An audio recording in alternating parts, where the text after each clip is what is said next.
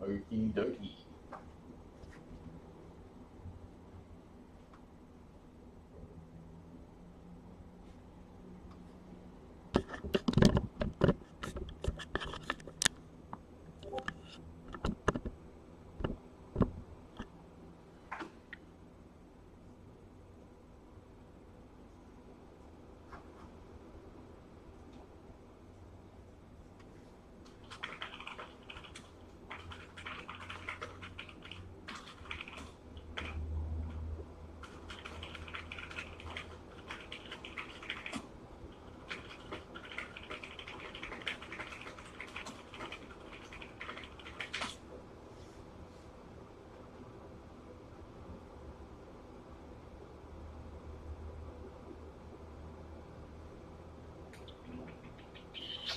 Alright, let's see. Let me see if I can get India set up first.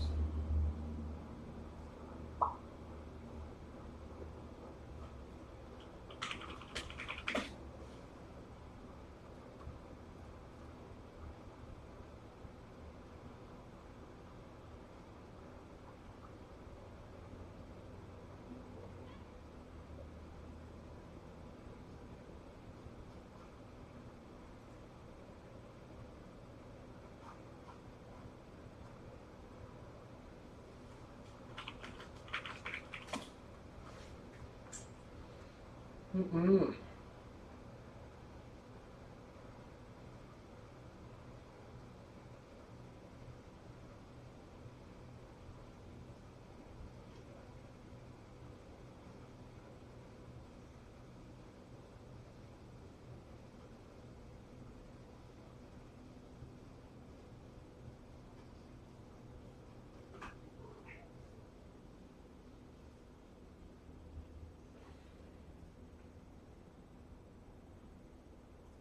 Come on, shut up.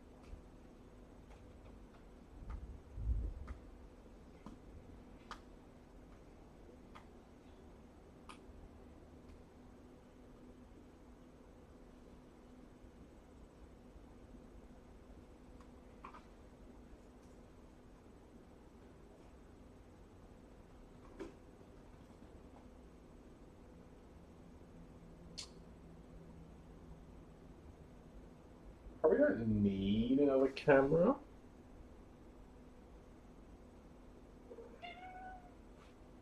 I'll just carry the webcam around, that's probably better.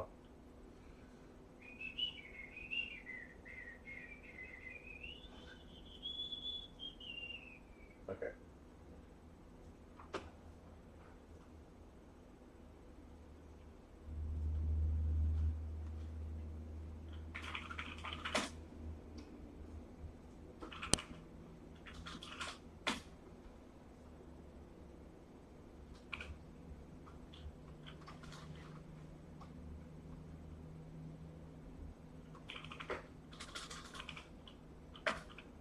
Hey man.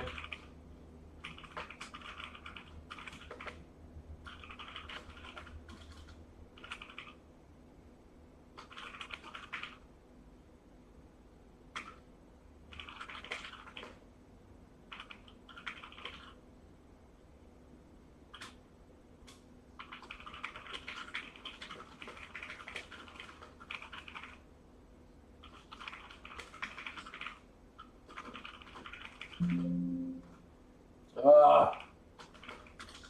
Ah.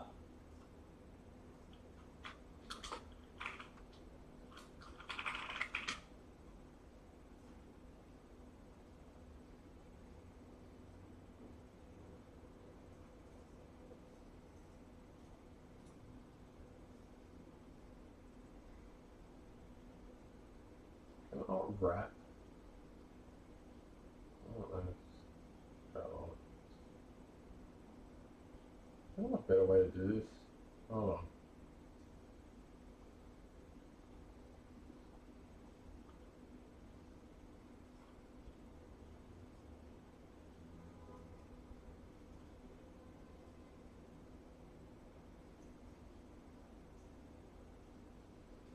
This is fucked. Hold on. There's gotta be a way better way to do this. Am I retarded? I've done this before.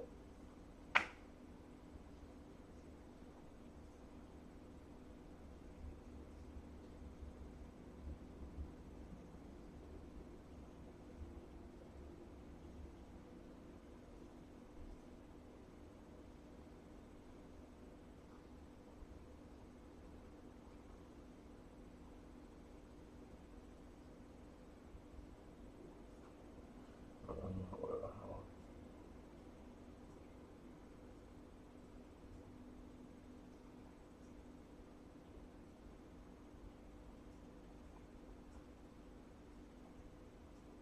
I put zero thought into this before I started. I just wanted to get something up so cunts can see what I do.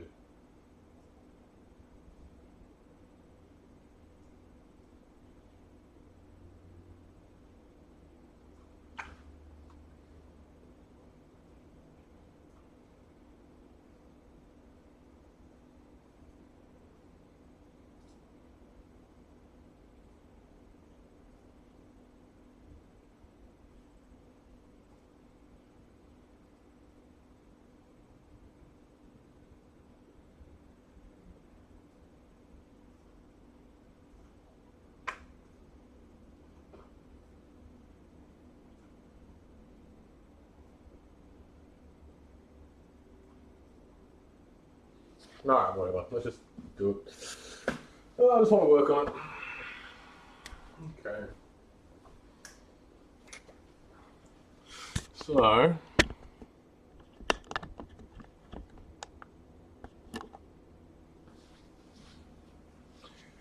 what do I start on? Let's see. Let's just do this better.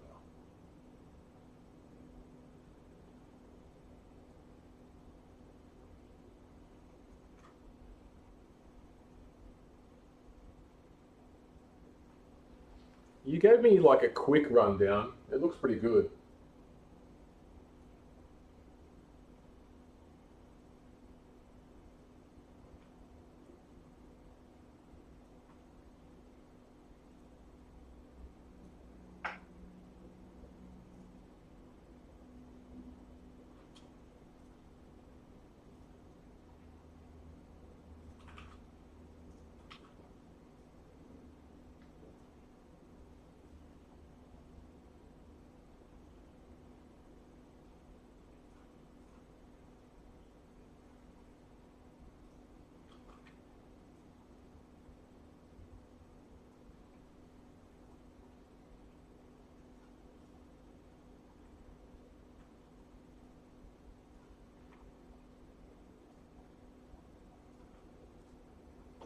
Alright, let's have a look. So, how do I do this? I don't need this anymore. I'll set that up later. Can't be fucked.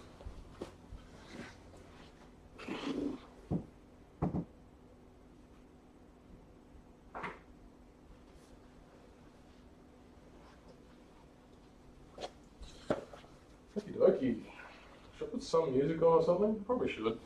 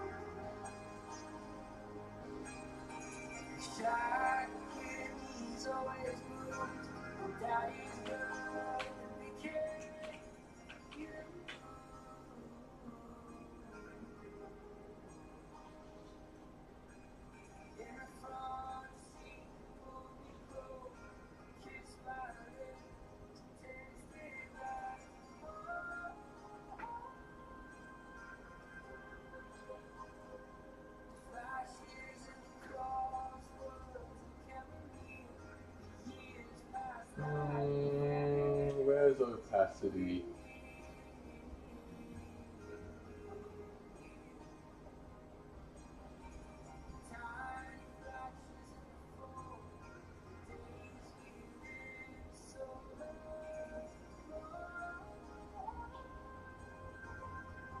Maybe not there?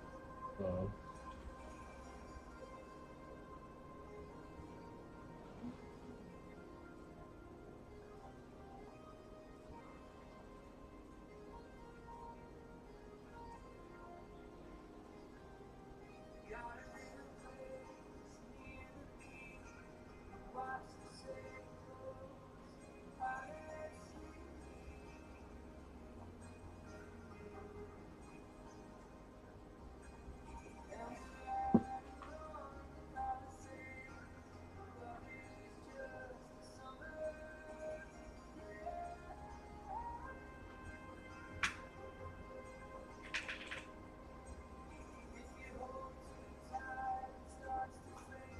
Alright, that'll do.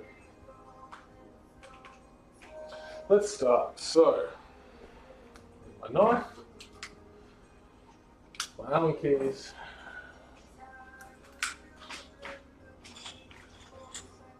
how many have I got in there already? 1, 2, 3.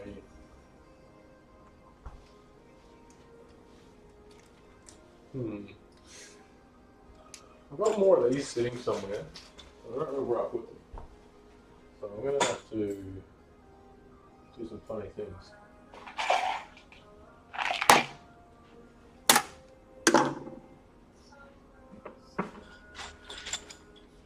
I broke a few of them.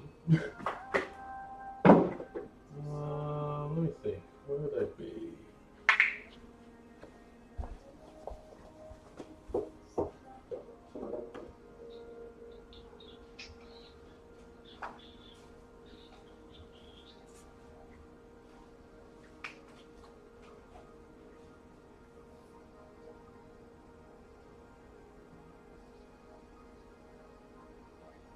How have we only got 4? That doesn't make sense. I mean, okay, so realistically, I need 1, 2, 3, 4, 5, 6, 7, 8, 9, 10, 11, 12. I think 12. So I've got 4, 5, 6, 7. So I need to pull another 5 out of my ass. Where did I put them?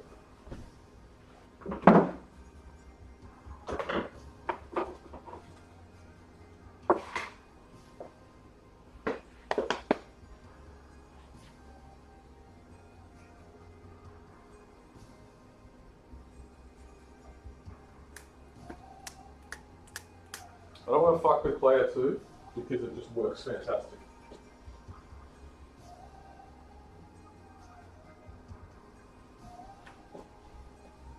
Alright, whatever, I'll make it work.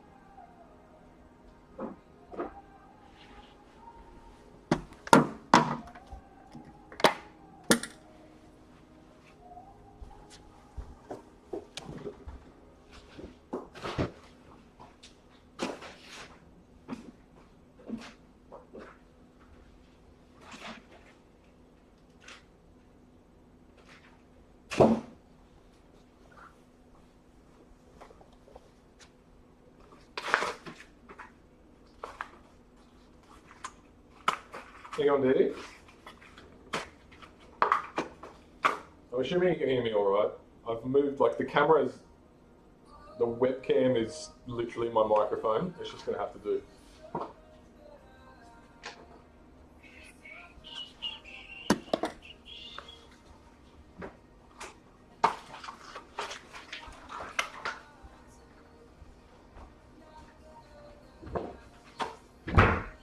Oh, I bought all this shit. Hold on, let me put my shopping away. I've been ADHD.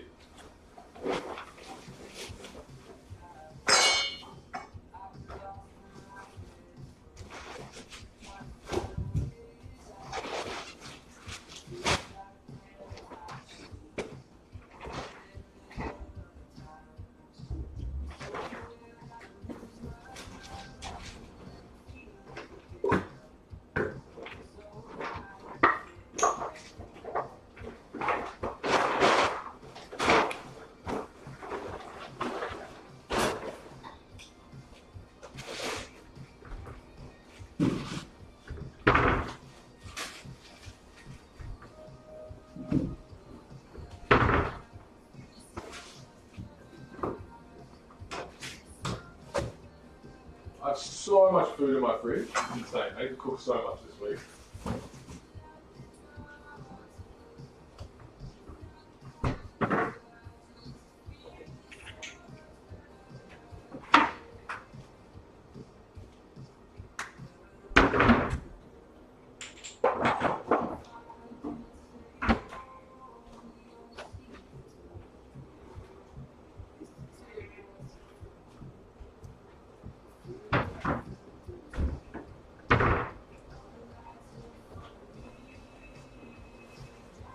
Okay. Let's just start by stripping everything.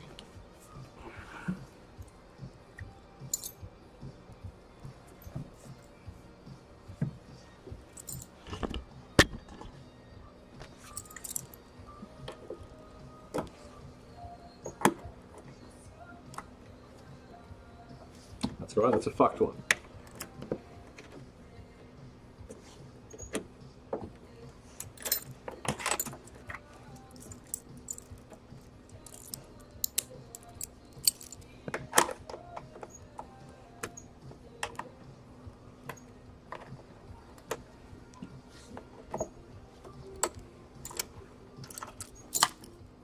Oh.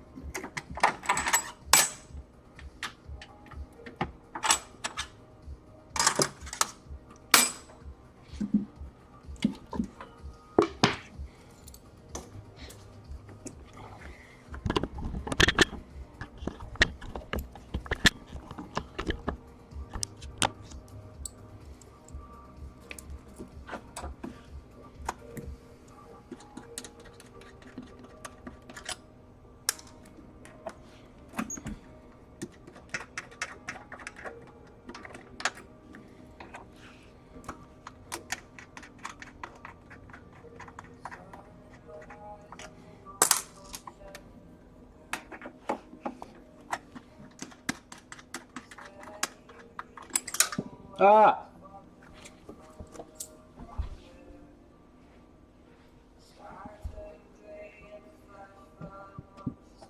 Where is it?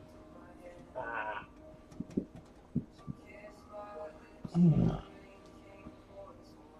Where did that go?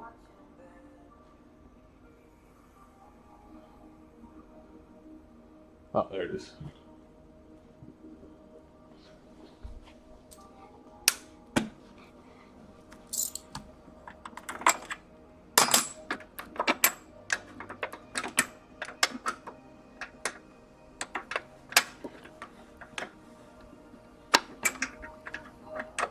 Now, I could do my LED lights at the same time, but I kind of can't be fucked.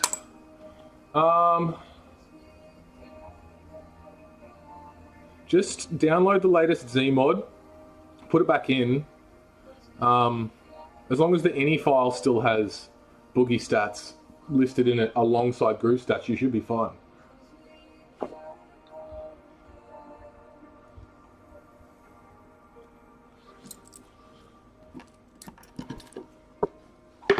But I'm almost certain, like, I didn't have to change the ini file at all when I fucked with it yesterday.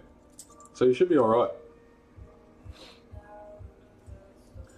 Alright, so like, look at some of these fucking bandages I use. Like, that's gross. I can do so much better. Like, these are filthy. And so I'll give you an example. Like, this is effectively what I'm going to be working with. They're a little bit just more consistent. These are made with like really flimsy masking tape, which are okay, but these are just better. Like, I've used them for all of the other pads. Like, this is my player 2, right? A lot less tape, a lot cleaner. So that's why I'm stripping it again, because like, brackets have never been easier. But I'm doing that with everything. Like, I'm going to take all of this out, make sure all the internal sensors have the good bracket on it so they're nice and sticky. The rest of them can stay solid. I don't really give a fuck. I just want them to stay firm, not move much. I can't believe, I don't know what's happened actually. How am I down to 4? I've got like fucking 7 of them somewhere there that I'm missing. I don't know how I just misplaced 7 of these things. Like, 1 or 2 I get, but 7?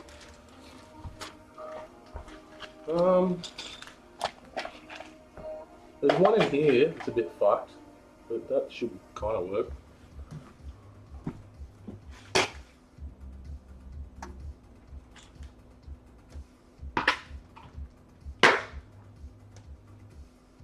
Yeah, I don't know. I might have to get more printed. Oh. I'll make do.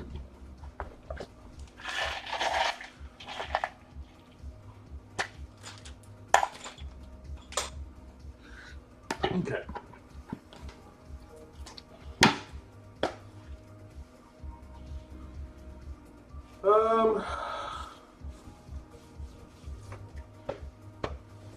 What do I start with? Let's start with the up arrow. That's my screwdriver.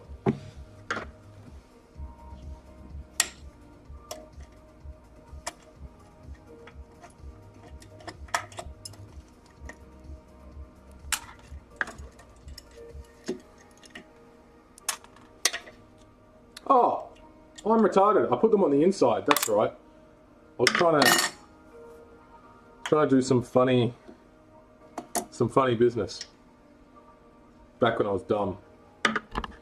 Okay. So let's just take them all out.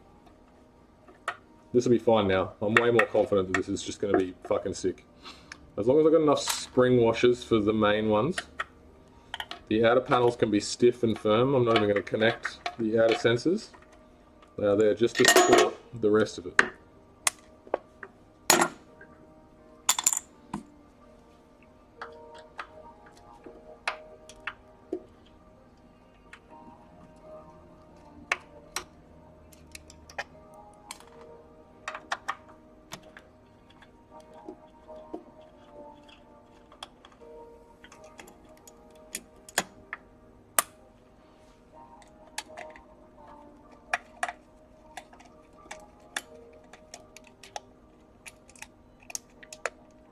Alright, what I should actually do is start with my left arrow because that's the most problematic one.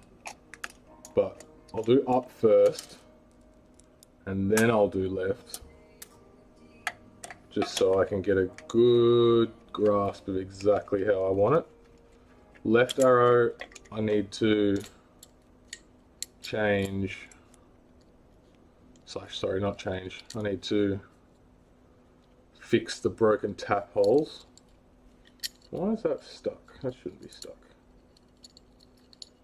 There we go. Okay.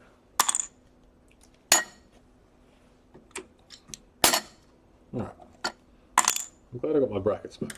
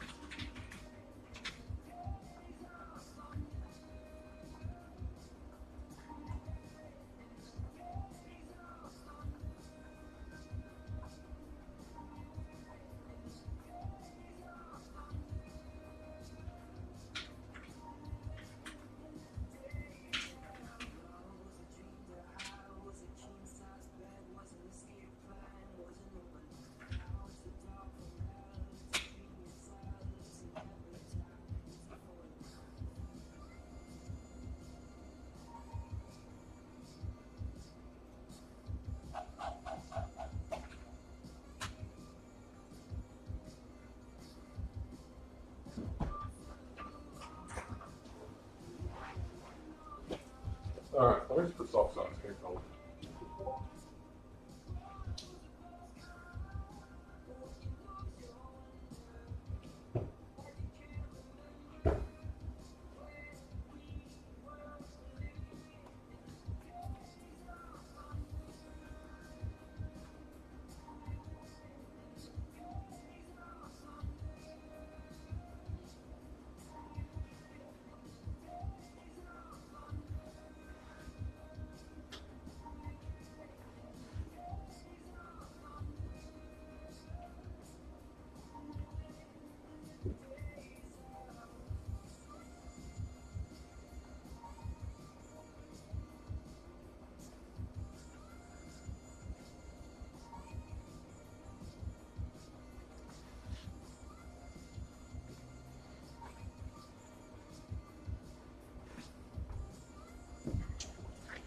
All right.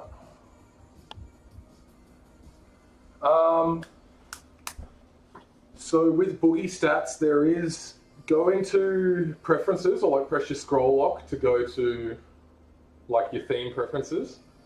Go down to Zmod options. You have to enable Boogie Stats. Like there's an option that you have to enable.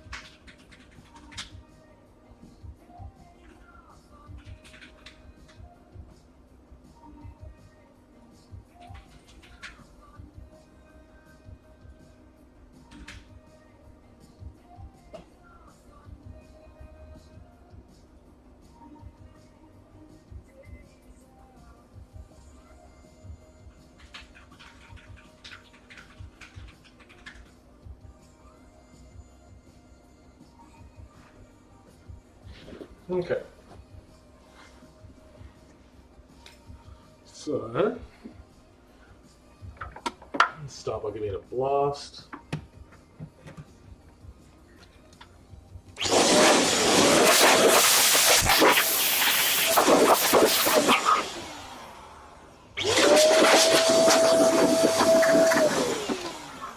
Alright.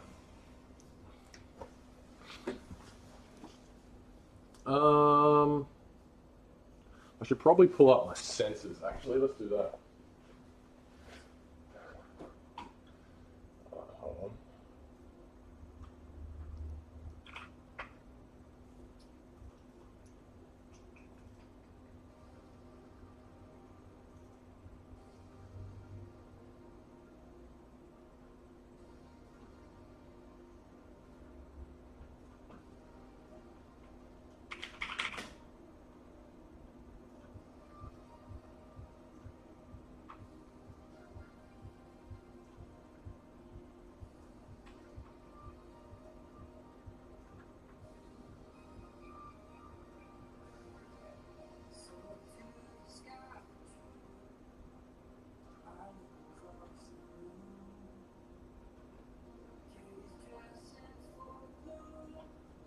Wait, where the fuck? Oh, there we are.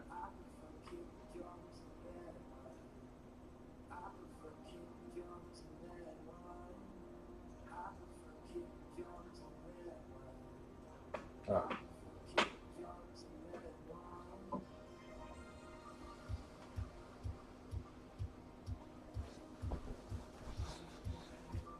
So, the first thing I do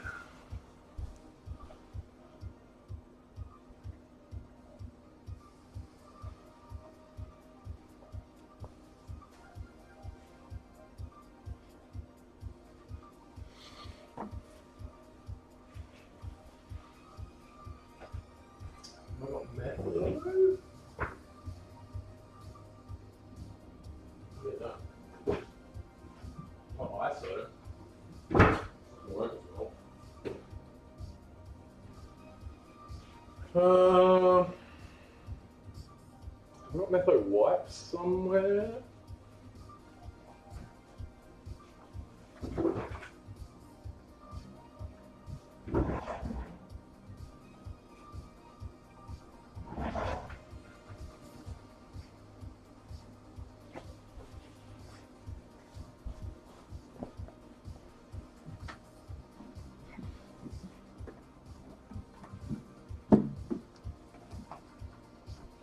Where are my wipes?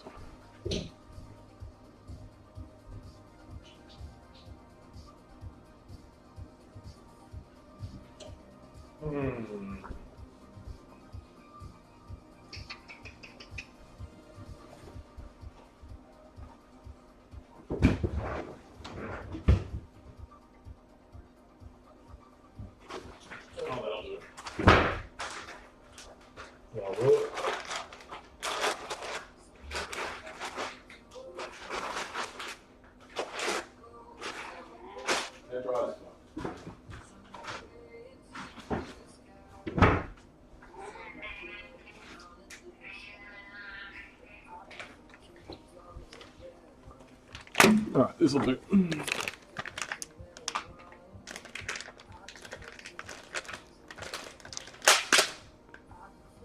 Cool. Alright.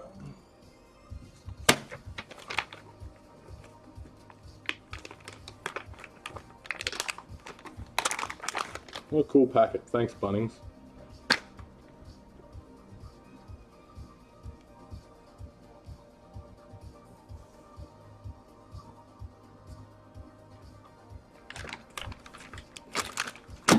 Alright.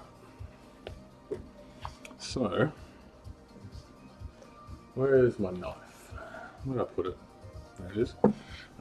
I pretty much just monkey mode this, where I've got these. It's actually not bad. I don't even know if I'm going to bother redoing that. Can I take this tape off without fucking the foam? Is the question. No. But that's generally not bad.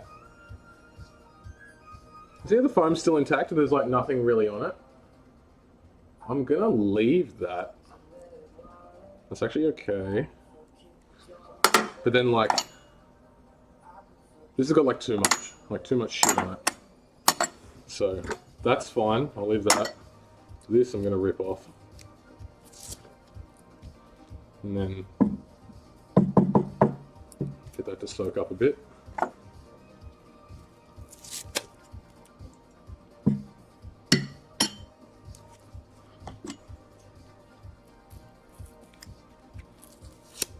Alright.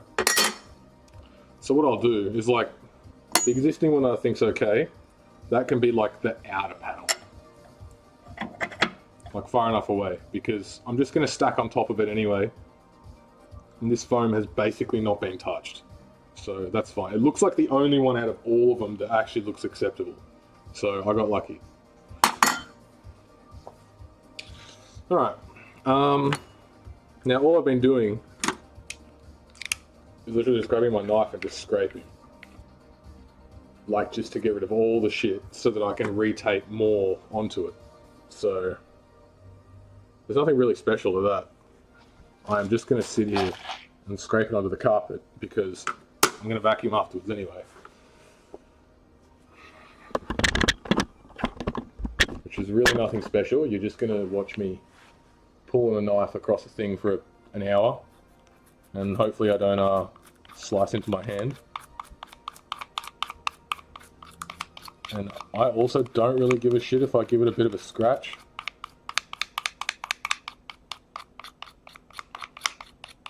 I just want to get all the foam off.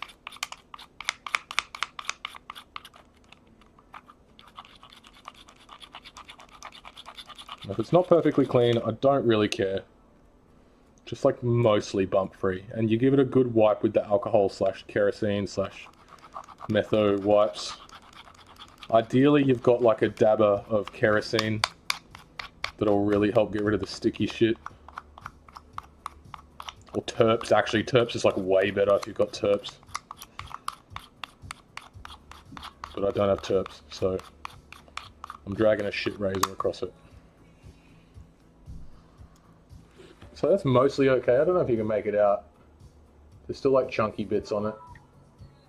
So I'm gonna go a bit more.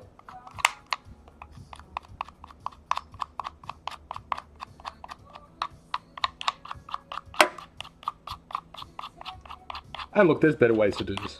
This is just how I'm doing it. This is a pretty blunt razor, so I don't care. I've also got like 100 of them. I can get like 20 razors for something like $11 at Bunnings.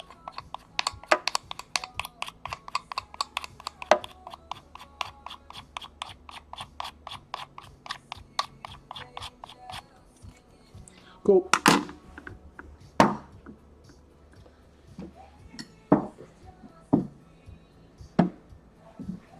Same thing again. We'll do this 15 more times.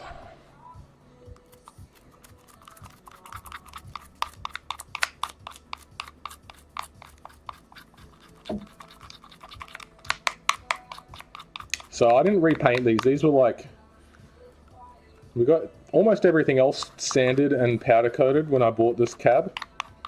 But like, you don't, I don't know, you don't need to do it for your L brackets. Like, who cares?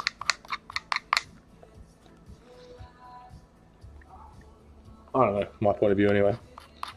I'm sure if you really want, you can get them, make them black or something. That'd probably be pretty cool considering everything else is black. But I don't care enough. The fact is, if you have a good pad, who cares? I'm not an aesthetics man. I just want function.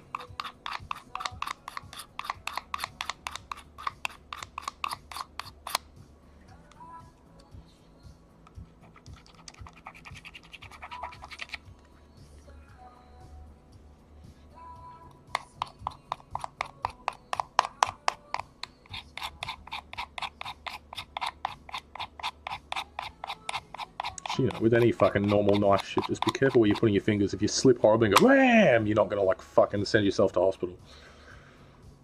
Razors are dangerous, brothers, boys and girls. Surely everyone's had an experience with a razor in high school that they go, oh, that's right, they're pretty sharp, and you've like learnt from it. If not, well, you know, God has plans for you.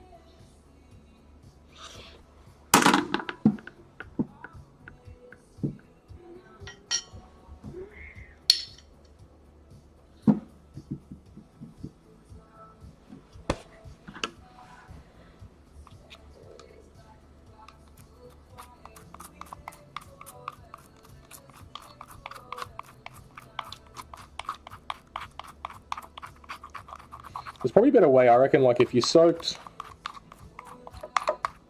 the L brackets in some terps first before you rip it off, you might get a clean rip. But you got to remember, like, this is not what you're going to see from a pad if you happen to buy it from, like, an old bowling alley or something. It's probably got years and years and years of weird shit stuck to it. Or if you bought it from an old player, they've probably done something similar.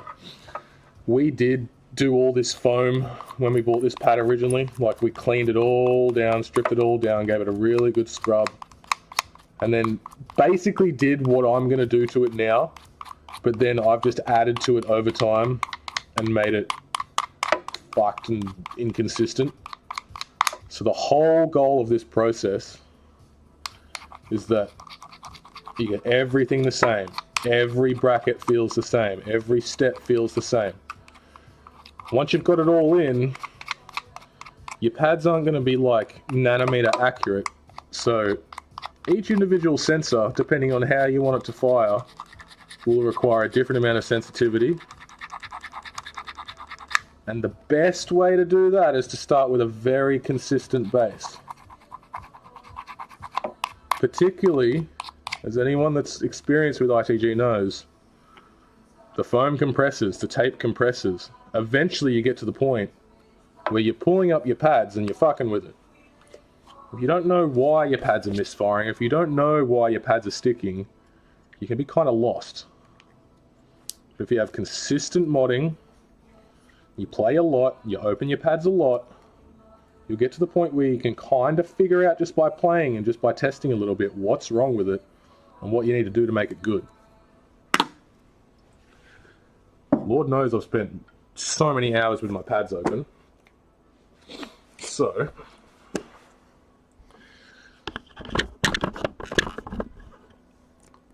from here, like, I've got all these weird bits of cardboard that I've jammed in here over time, and like this shit foam that, like, god damn it, this is gonna be fucking annoying to get rid of. I didn't think about this.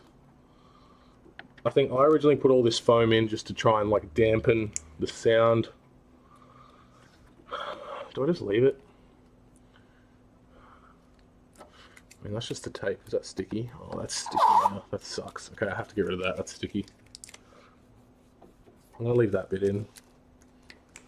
I didn't think about that. I completely forgot I did this dumb shit. See here, there's like... how do I see it? I can't even really see it. Like here. There's like the black tape. It's like there's steel underneath it. But I'm just going to strip that tape out. Whereas like this tape here is actually alright.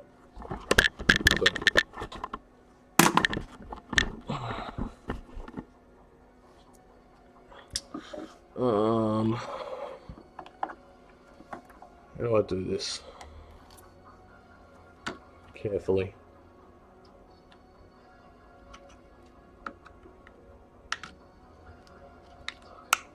If I see it in the rest of the pad, I'm going to leave it, and we'll deal with it if it's a problem. This is more for sound dampening than anything else. I don't recommend shaving down your steel. Pads get sweaty. Exposed steel gets rusty. I mean, I don't know. I'm not a fucking engineer. Vinny can probably tell me better, but I just don't want sticky shit in my pads anymore. I don't know why I thought this was a smart idea when I did it, but whatever, we're fucking dealing with it. I'm fine. Bit of razors, bit of terps, / whatever fucking corrosive chemical you have.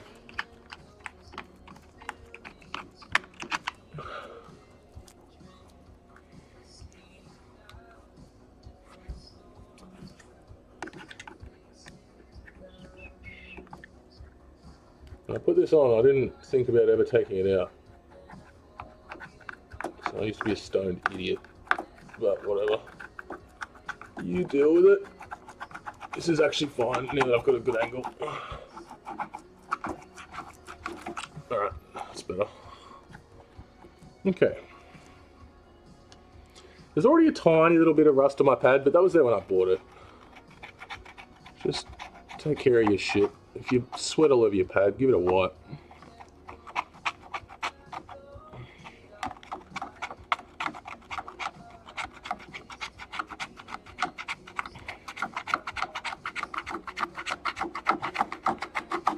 Alright, that's better. Just a little bit more. So the main difference that I'm doing now compared to what I did originally is I'm going to put some foam over these triangle brackets in the corner on the switch brackets, which I'm not going to be pulling them out anytime soon because I have no intention of making my pads bracketless.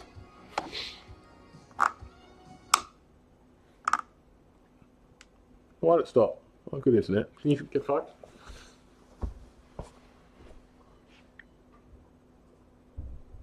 Yes.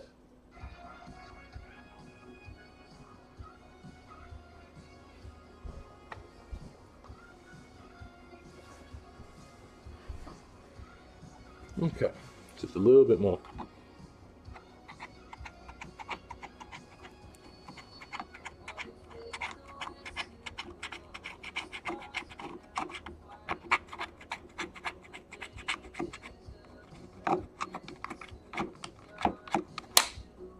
All right.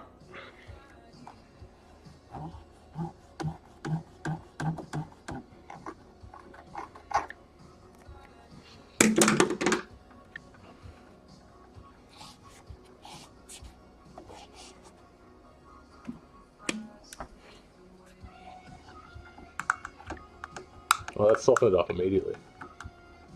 That's nice. Tiny little bit left. Okay. Beautiful. It's much better. I didn't put any on the other sides. It's just cat hair and dust and baby powder. So we'll give it a good blast. Cool. Yep, that sensor works. That sensor works. That sensor works. This one's disconnected. Excellent. It disconnected intentionally. I'm going to keep the outer sensors disconnected so I can have them solid. All right. Cool. So, what I'm going to do that I didn't do last time is there's realistically 3 measures of tape. 3 that I'm going to need to cut over and over and over and over again. So I'm going to grab a ruler. I'm going to get a sheet of cardboard or something like that, and I'm going to cut out all of the bits of tape I need in a row. That way I can just have them stacked and they're ready to go. I think that's the plan.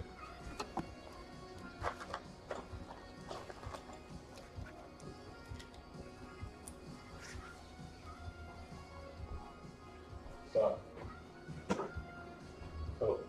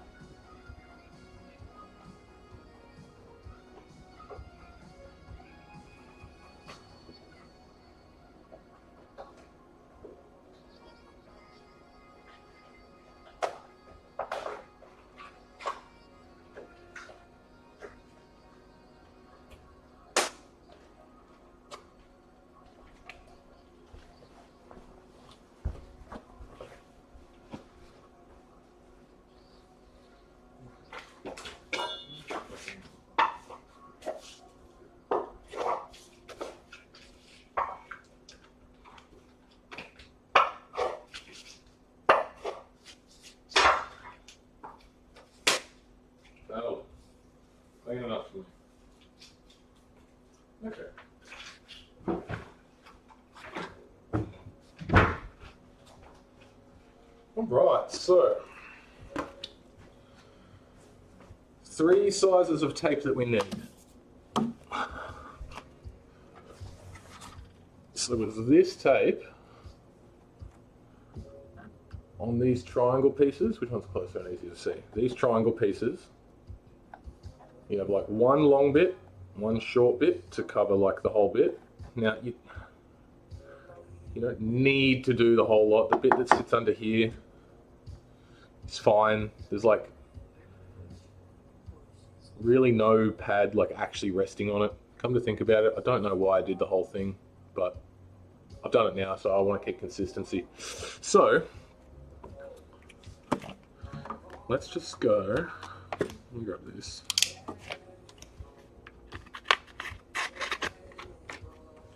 Oh, scratch my pad. All right, so I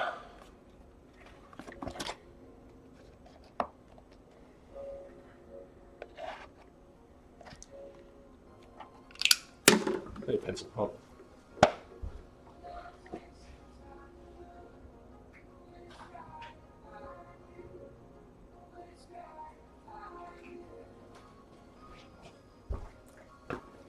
Okay, so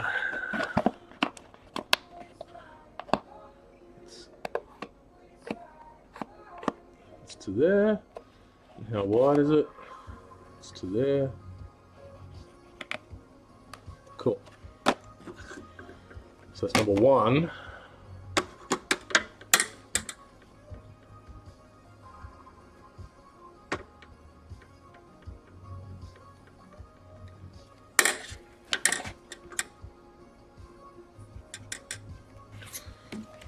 So one piece, and the next piece, we're just looking at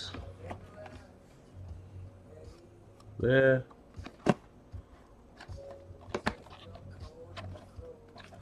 Actually, that works really well because that goes right to there. Cool. So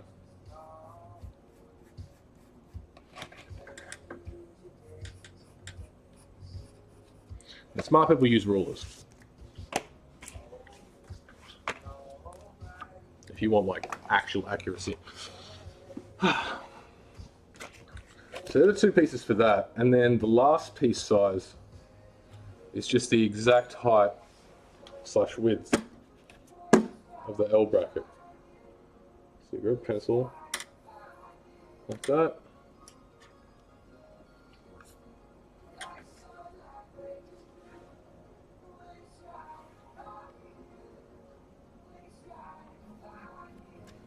Done. You see that? The 3 pieces I need. So, top of the L bracket, big corner piece, small corner piece. Now, for each pad, I need 4 of each for each arrow. So like, this is what a new roll looks like. This is what a roll looks like after I did my player 2 pad. I fucked up a little bit, but like realistically, a whole roll wouldn't quite make 2 whole pads, but it's fine. So let's have a look. What do we start with? Here we go. Let's just do the corners.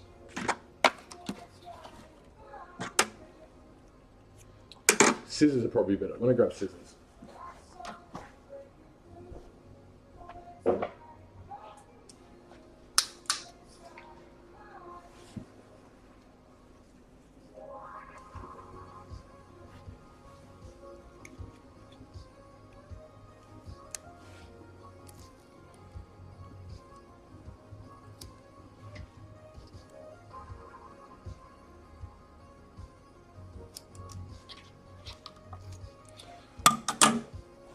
All right. So we go.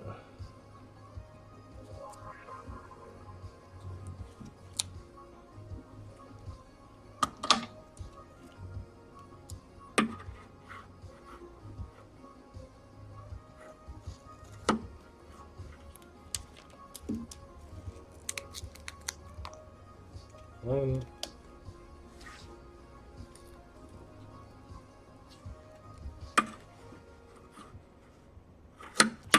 2,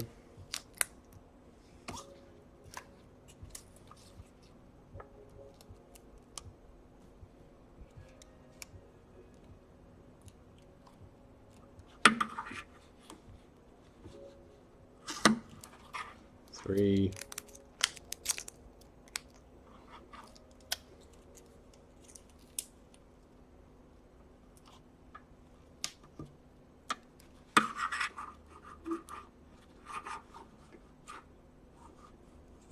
4. Getting stuck.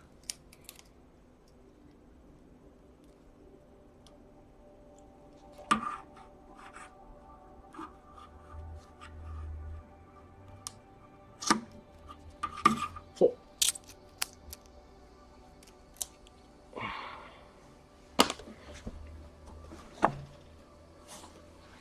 Same again.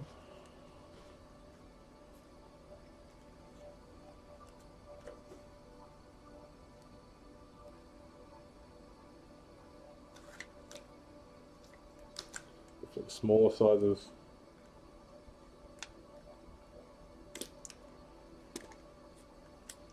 1,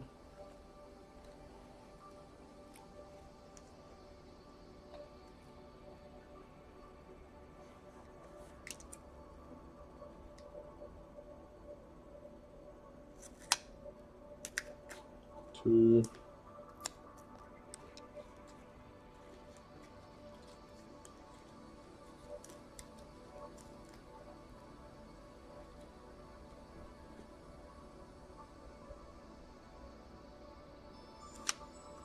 3,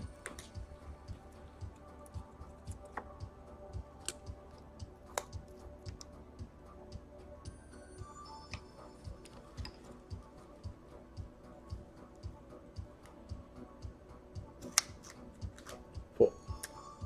Right. There's definitely better ways to do this. This is just me being ill-prepared, but doing it better than last time. Alright, so the gist. You grab this bit, I'm going to jam it right into the corner. Let's give it a good measure first. Like, that looks fine from an eye. If anything, it looks a tad big.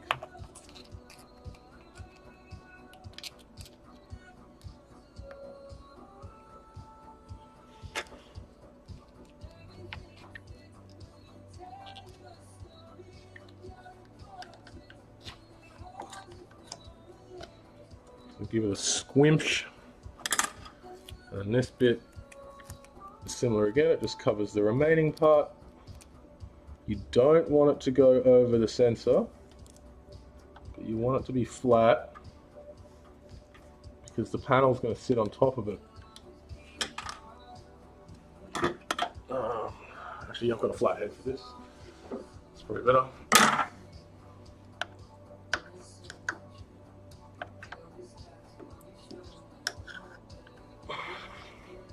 There we go. 1. So do the same again.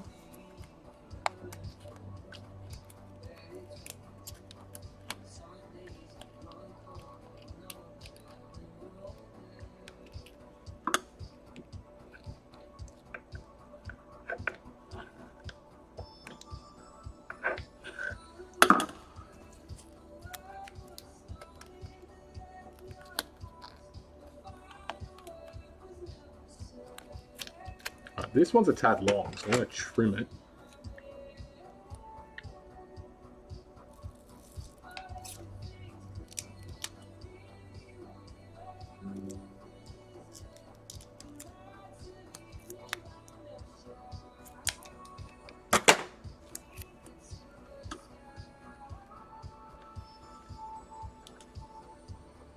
There we go.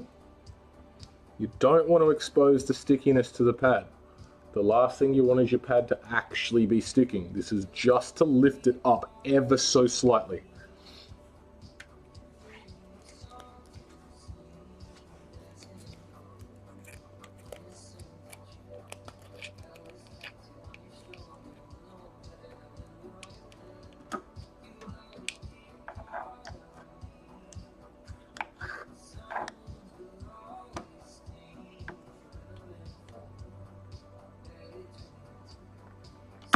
Okay. And this one's a bit floppy looking, but it's fine.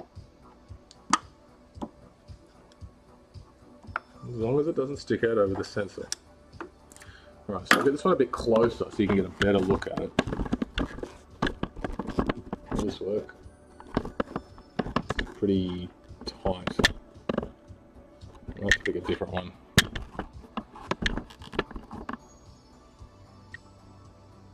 Alright, you can kind of see a bit now. Alright. So, the foam tape goes in. Don't stick it down until you know it's in the right spot. Line it up with this ledge here. You don't want it going over the sensor.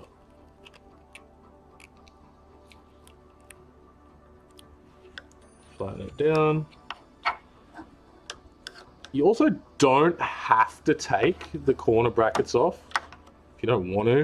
You just got to remember the switch frames go a bit deeper, so like don't be fucking with the screw holes. Don't bust that up. And same again here. Looks the right size. It looks like a slight tiny bit big, but not really a problem. Again, particularly with the up arrow, we're not connecting this one. Sorry, the outer sensor, I mean, not the up arrow. Give it a good squish down, just so the bottom side adheres to it. And that's it. I'm only putting one layer, because realistically, your pads aren't really sitting on this bit, right? It's more... This works better for like sound.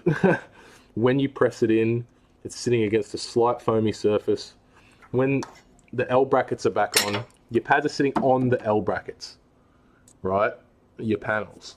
So this is just to bring it slightly up to be a bit closer, stops pad wobble, keeps everything a lot more stable.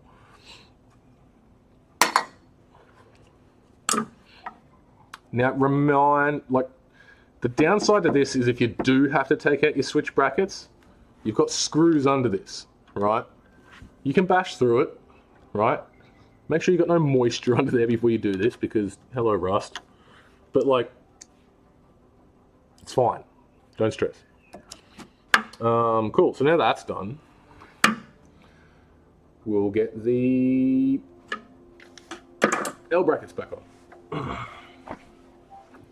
So this is just my example one. It's already good. I'm just putting it straight back on. Now,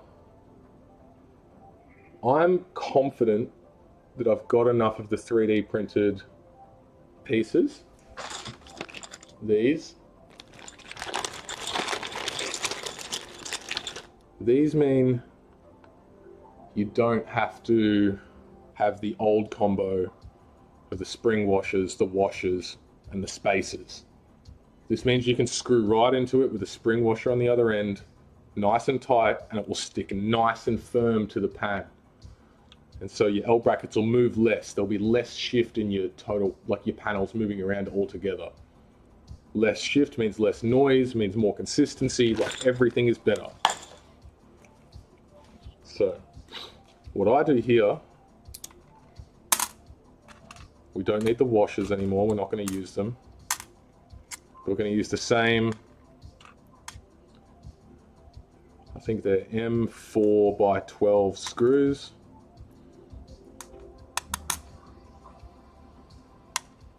Two per panel. All we want is the screw and the spring washer. Now again, I'm not a fucking tradie, I'm not an engineer or whatever, but this is just what worked for me, so I'm just replicating what I've done on my Player 2 pad. This L bracket sits up against here, and then all we're getting is this sits in the L bracket like this. So it can still slide up and down, you still get some give. Screws go in here. I'm only using the top two screws. You can use 3, whatever. I think 2's fine. There's really not a problem with it. I mean, from my experience, again, tell me, whatever. I'm getting a spring washer on each one, putting it on the other side Oh, sorry, I missed a step. Putting it in like that so that it's sitting nice and flush. You can see it's sitting very flat against it. Sorry if the lighting's fucked, but like I'm pressing it like right up, like there's little grooves that sit in there that come through. You can see the screw coming through. And I'm chucking the spring washer on top of that.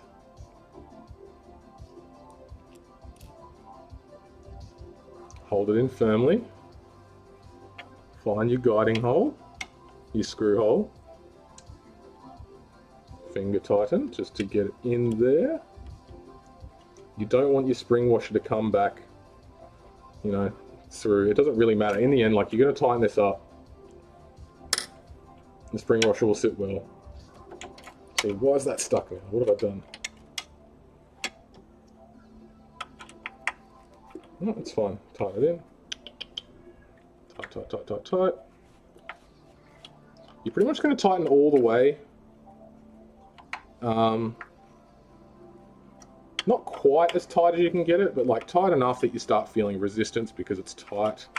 And then you want to like unscrew just the tiniest bit so you're just like cracking the screw, right? So you're like nice and tight. Get in there. Nice and tight. So there's still a bit of give there, right? That's what you want. For your actual active pads, your active panels, you know, your inner panel, your inner sensor, your outer sensors, if you're going to have them active, you want a bit of give there, you don't want it fully solid. What I'm doing with mine is this outer one, I don't want to move at all. It's going to stay like completely still. So I am going to screw that in tight. Give it a good press. Keep it down as low as it's ever going to be. Pardon me. Screw it in. And done. So that's in.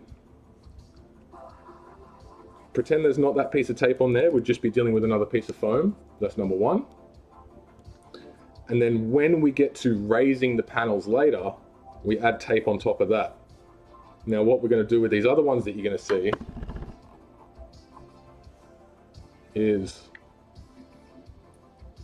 we want to be able to get the sensitivity bandages, the flippers, these little boys, underneath the L bracket, and the L bracket sits on top. Sorry, over here so you can see better. These things sit right on top, and the L bracket will sit on top of that. And then you got more focused pressure on that little raised area. So when you're pressing, there's like more sensitivity going through the bracket into a more defined point on the sensor, making contact between the sensor a lot easier. A lot easier, requiring less force, if that makes sense. So,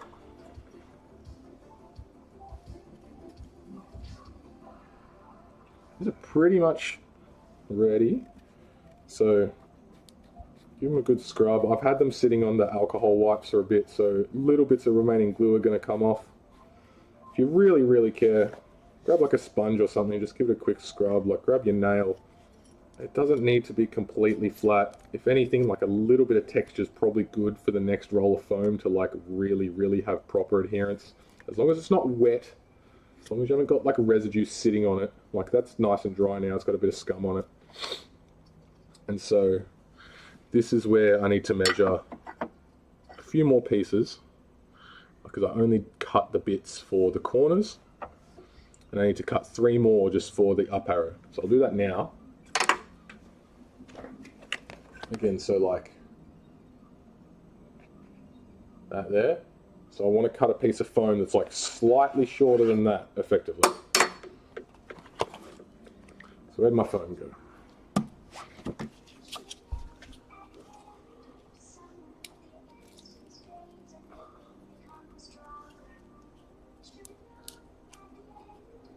So that's there.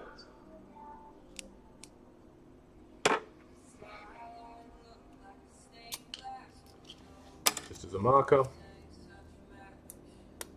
Now I want it a little bit shorter, remember? You don't want it to really overhang the edge of the L bracket much. So use whatever method you can to make sure you're cutting it how you want. You don't want to go too short, but I think this will be good. So the idea here, you got your L bracket, top of the L bracket, this is where the foam's going. Yeah, hey man. And so this sits just on top of here. You want to center it the best you can. Again, don't stress, this is fine. Like if you get it a little bit off, you can add a little bit of foam, but it honestly doesn't really matter. You just want it covering it, just like that. Right, you've got give on each side, and you end up with it looking like that.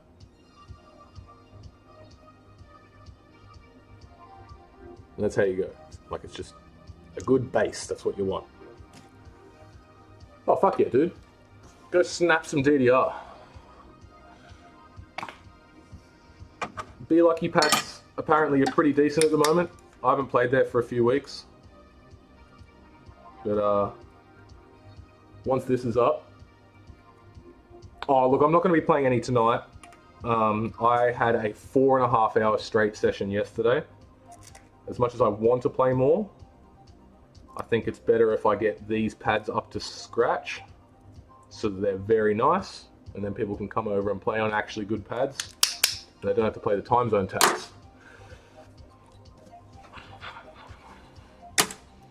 So, let's do the other two while I'm at it, just to stay there, stay consistent. So, got a little bit more scuff on it than the last one, but give it a good rub. Alright, there's no more alcohol residue. Depending on the tape you buy, it might not be like the stickiest shit. You just want it to adhere. You need to remember, you're going to have body weight just pressing on this tens of thousands of times a session, right? There's no upward stick. Like, you've still got the protector on here. It's not going to stick and pull off. It's just going to press down. It is just sitting on top. So you want just enough adhesion that it's just going to sit on top of it, right? That's it. So, where's my stencil? I'm going to kill my back. So, let's do it again. Right? Go like that. Maybe my knife will be better here. You want it ever so slightly shorter than that. You go. Bam. That's much better than the scissors. You put it on.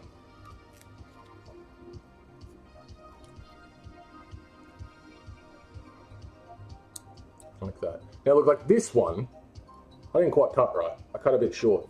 So you got white on each end. It's going to be fine, right? It's really not a problem. If you really, really care about aesthetics, you're going to have like little scrappy bits of this at the end. You can just like tap bits up at the end. Don't even worry about it. Like a couple of millimeters either side is not going to be a problem, as long as it's not ugly. That's all that matters, right? It's going to function. It's going to be fine. Like, you can see the difference in the measurements, right? One of them's good. So we'll do one more.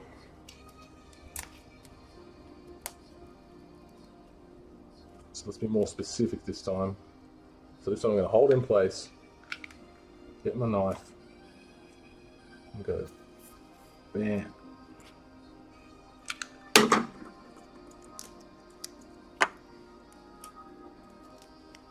So it's a good size. This one's still a bit of residue on it.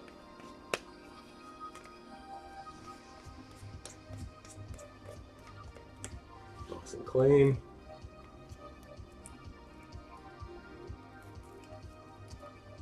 Make sure there's no cat hair or anything bullshit like that on it. Give it a good stick. And done.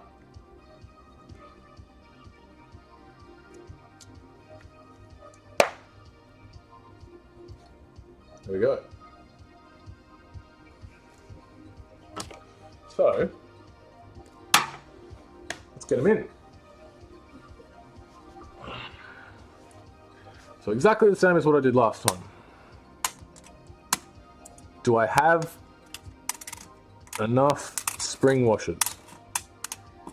The fact that I'm making my outer sensors stick in place anyway, probably don't need them on the outer sensors. It will help them unrattling over time, but does it really?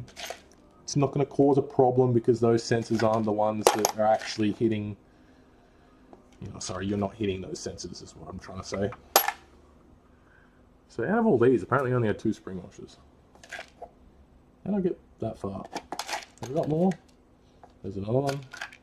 Realistically, I want another fucking, at least another 3 on top of that.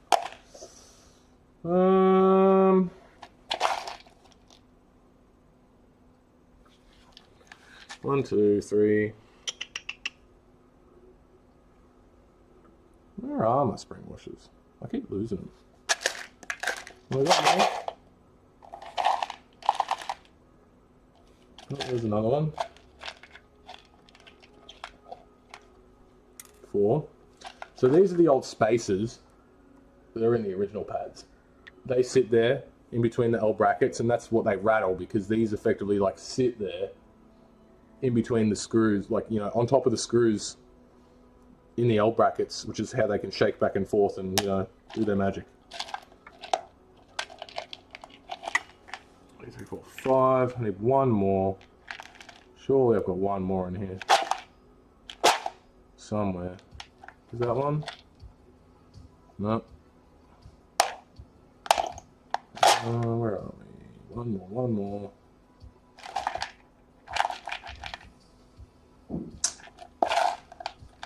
I know I should have bought more.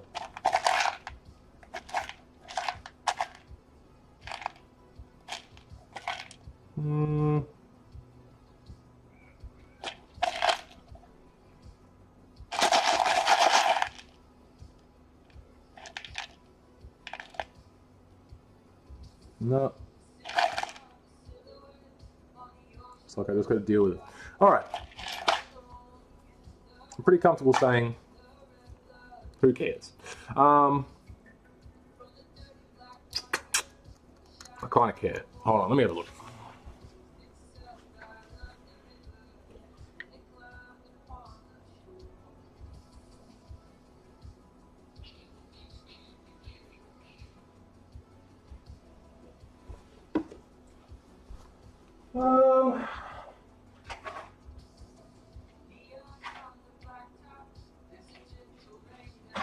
Nuts with my spring washers.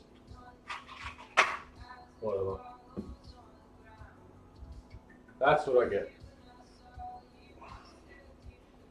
I'm not going to go and juice more tonight, man. Tonight is stripping and repair night. Tomorrow is juice day. Tomorrow and Thursday. I've got another mate coming over on Thursday. But also, I never play past 8:30 on a weeknight, just because I don't want my neighbours to kill me as I leave the apartment block. If you get the gist. It's a loud, noisy game. Okay. Alright, so I've got 5 spring washers and I've got 6 screws. So I'm just going to have to suck it up and fucking deal with it. What I'm going to do here... What am I going to do here? You know what? I'm going to strip it. I'm going to take this one out again. I'm going to take the spring washers out, just put it back in, just fucking stick it, and then I'm going to have a spare one, because I know fucking I'm going to be missing heaps from here too. Alright.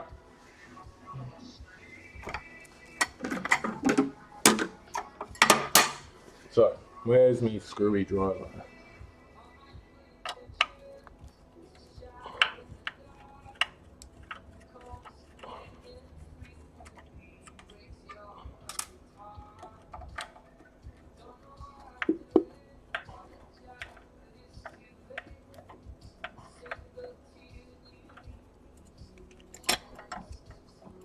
Okay.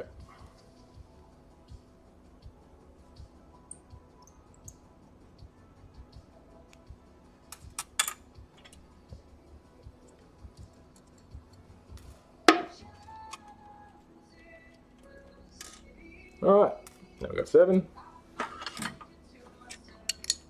Same as before. Bam. Bam. Find the spot. Give him a good old fucking sprinkle. What's that? Okay, sprinkle's not the right word. I'm just talking. Screw.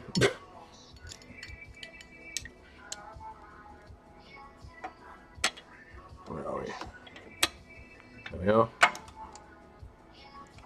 So I like to finger screw them in first, just to get them in. You can find the right spot. These ones are particularly obnoxious though. It's just, I don't think I've screwed into these brackets before, so they're a bit stiff. Alright, like that's in. That's fine. So it's nice and still. Drive the other one home.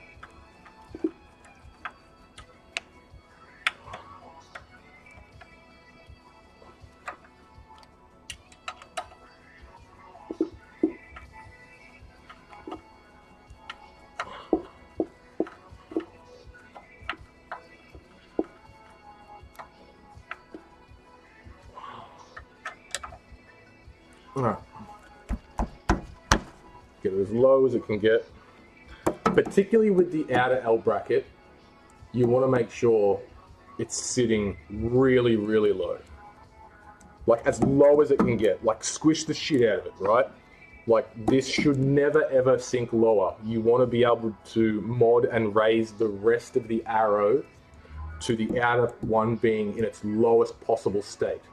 Because if you've got it sitting up high and then you raise everything else and then you stand on this and squish the shit out of it even lower, when you stand on the inside of the arrow when you're playing, the panel's going to flick up and tap against the corner brackets.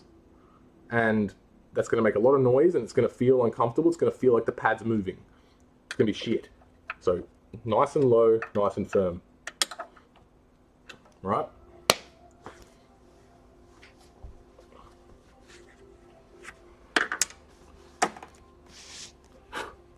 Okay, so we do it again.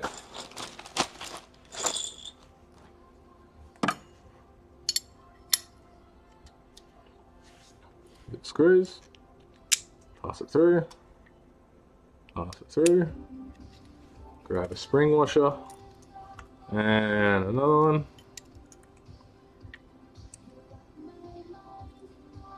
Oh, is that in? How is that misaligned? There we go. No, it's not misaligned. I'm just silly. Find the spot. Give it a fingy screw. Just so the spring washer doesn't fall out. Same with that one. Alright. We're juicing. Get that in.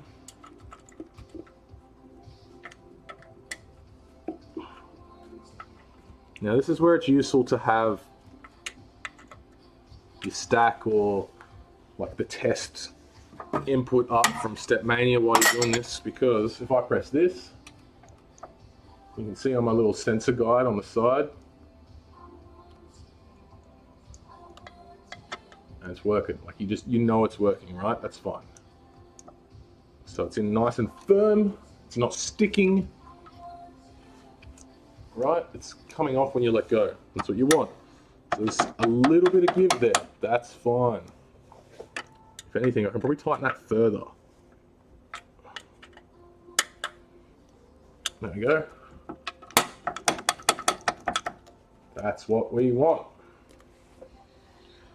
Excellent. Let's do it again.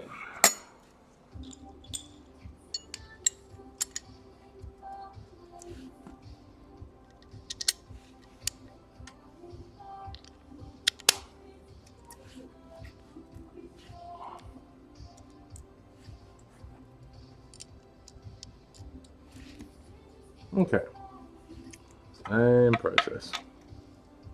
Find your hole, give it a screw with your fingers to start with.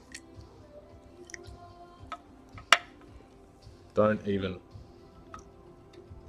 Yep, that's where it is. Oh, oh, your fingers. Oh, oh. Can't get it in. Oh, that's better. Beautiful.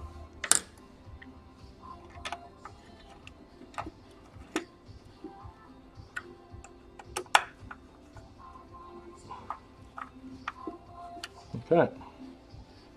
Excellent.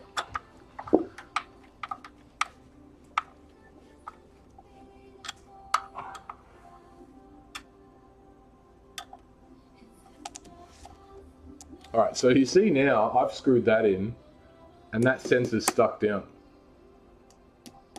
So unscrew a little bit, have a look at the sensor.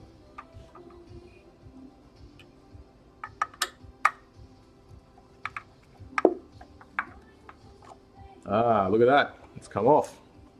That's what you want. So there needs to be some give here, right? You still want it to work, but you got to tighten that up.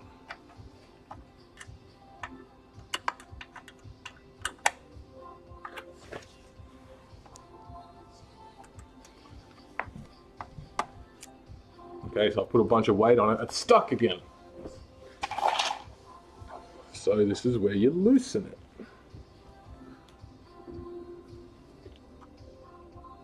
This looks kind of funny from my end, actually. Why is this different? No, my eyes are just playing tricks on me. It's actually fine. Alright. Loosen. Loosen. Ah, there we go. Have a good one, man. Talk to you soon. There we go. Stuck again. So there's something particularly funny about this one. What's funny about it? I can see, having a look at it here, it's not sitting entirely flush like the other one is. It's sticking out, which leads me to believe the spring washer's probably come out and it's sitting behind there. Or it's just not in properly. Look at that. The spring washer just came out. How could I tell?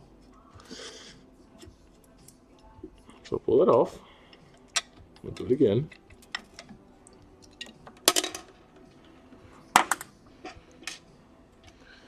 Get it right once, it'll stay right for a long time. You know, same as most of the other shit that you do in your life. Do it properly. Spring washer. Spring washer.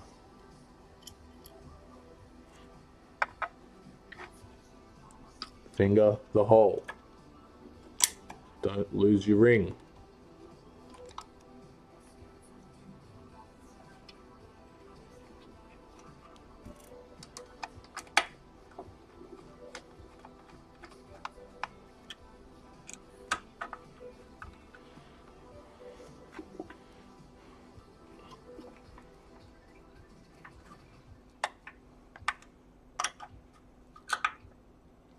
This is looking way better now.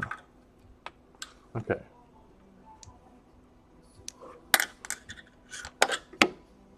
There we are. Alright, sensor's still tripping. That's good. Tighten up a bit more. You don't want to wrench it. You'll fuck your screw taps. But you want it tight. Now that's like all of my body weight like that. Come off and it comes off. That's what we want. Nice and clean. The single most important sensor of every single panel is the inner sensor. Get this one perfect.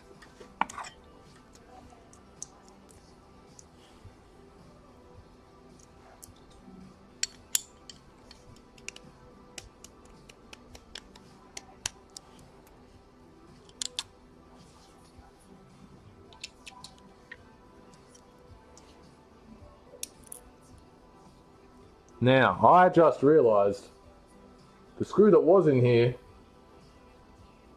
is short. That's not good. You don't want that. I have an M4x10 screw in the mix. Fuck that off. You grab that boy, you put him in your pocket, you launch it at the next car that you see that beeps you for no reason.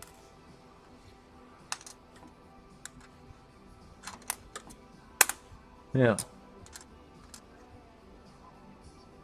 I'm actually a stoned idiot. I'm pretty sure that was fine.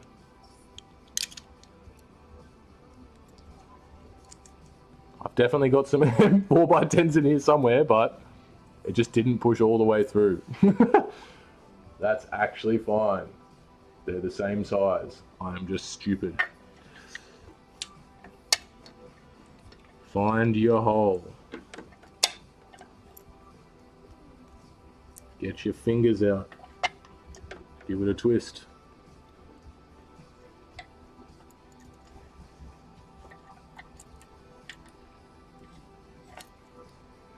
Don't lose your screws. And also your spring washers. Alright, finger twisters. My music pause again. No, intermission. Okay.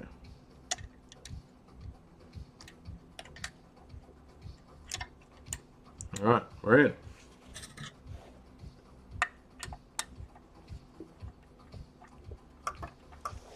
See, nice and flush. It's looking good.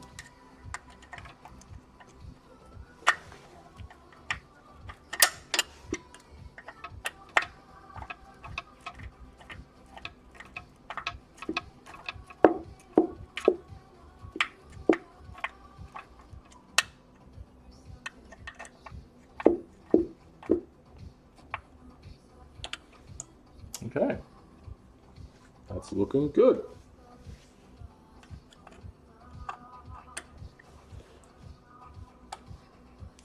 Nice and tight. We should still have a bit of give. It's not sticking. And we have a completed arrow for now. We still need to do sensitivity and raise the panels at the end, but this is the good baseline. So, next step. I have clear panels. Now, all this tape and shit around the outside, I had to try and dampen sounds. We can address this better. It kind of works, but I'll show you a better way at the end. So I'm just going to strip all of this shit and we'll go from there.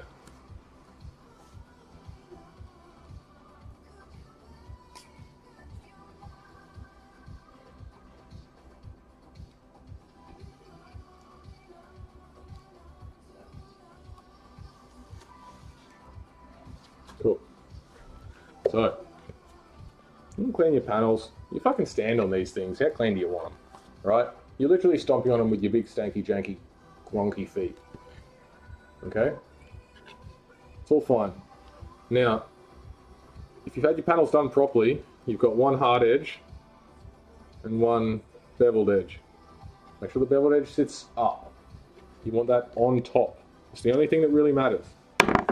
Right, it goes in, sits like that. It's feeling nice. So, all I do here is I've got Gorilla Tape. I'm going to cut 2 strips per panel. So, you don't have to use Gorilla Tape. Cloth tape works just as good. This is basically like suspension suppression tape, right?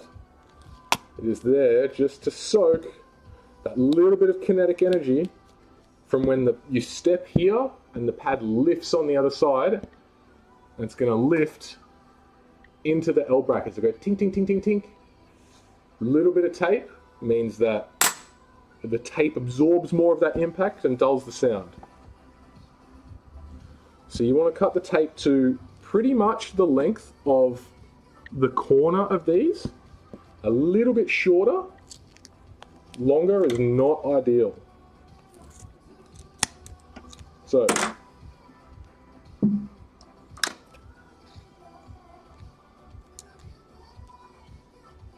doesn't have to be exact. This bit doesn't actually matter that much. You just want tape at the contact points.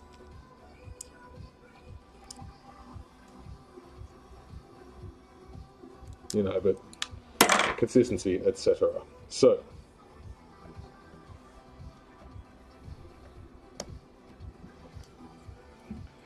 and get the panel out.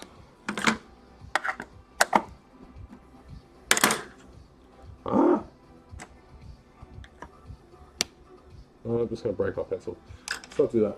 Let's do this. There we go. Okay. So, just to keep consistency, I've got the scum from the last corners. All I'm doing is grabbing the tape like this. You don't want it to go all the way around because you don't want the tape sitting on the bottom where there's going to be any type of pressure on it. You just want it on top. So the tape's like that. You can see how I've done it here. It's not going over the bottom of the panel that's going to make contact with the tape in the corners. All right? So you're just doing that and you're folding it over.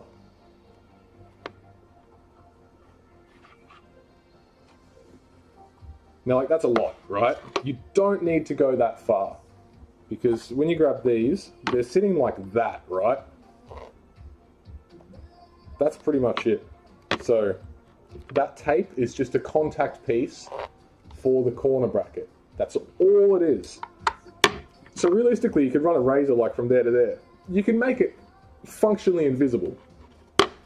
I don't care. I like looking at it and being like, ooh, it's nice. That's it. That's the extent of my thought process. So again, we do it on the other bit. You got an ugly side of tape that you cut. I don't know, who fucking cares. Put that on this part that you're definitely not going to see. Make sure it does not run over the bottom. It doesn't have to be exact. You just want it to be there. Come back, fold it over. Bam. Right, 2 bits of tape. That is just noise dampening tape. That's all it is. It goes in like that.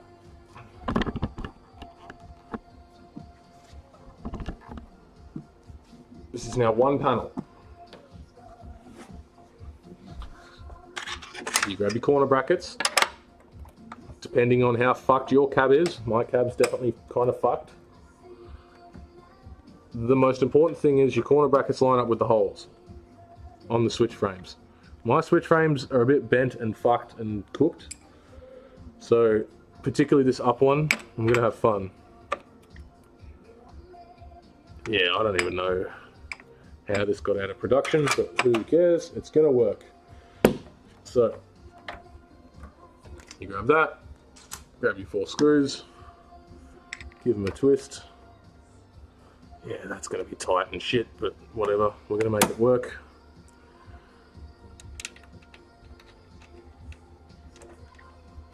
As long as it gets in, alright?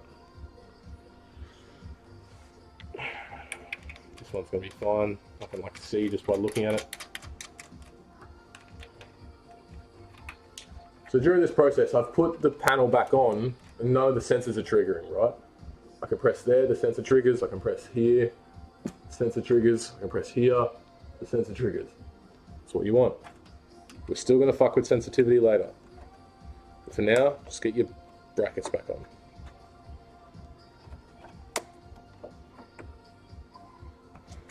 Don't even take them the whole way. Just get them on. And then we'll move to the next arrow.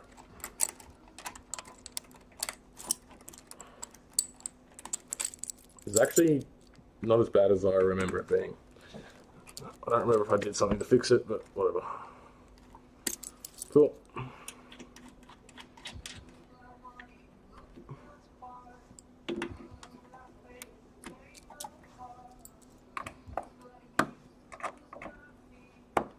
Alright.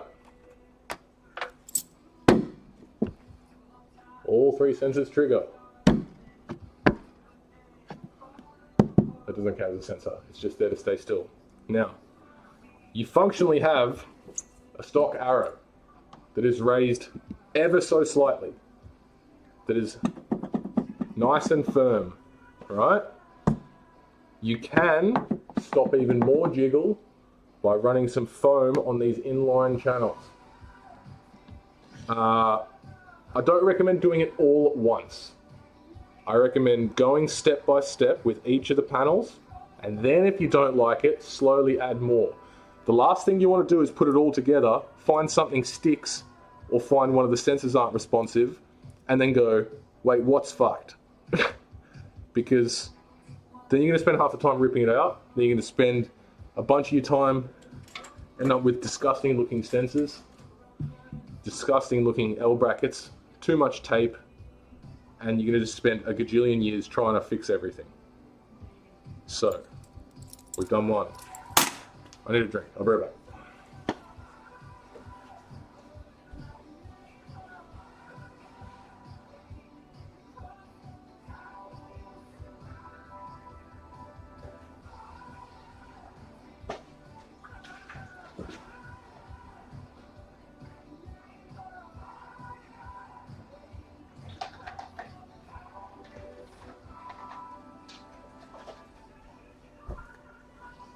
All right. 1 out of 4. I'm going to go to the bathroom. Be right back.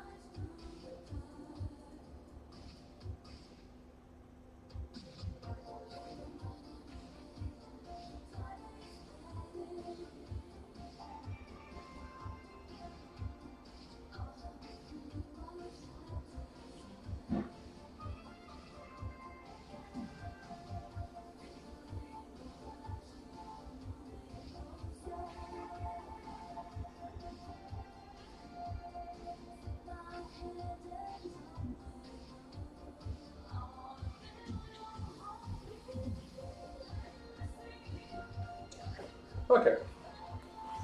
So,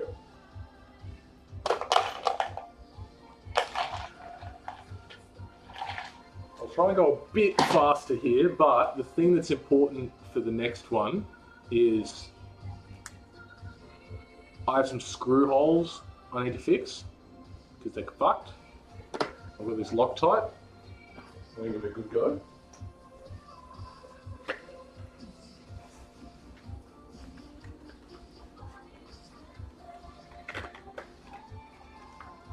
Hold on. Check something.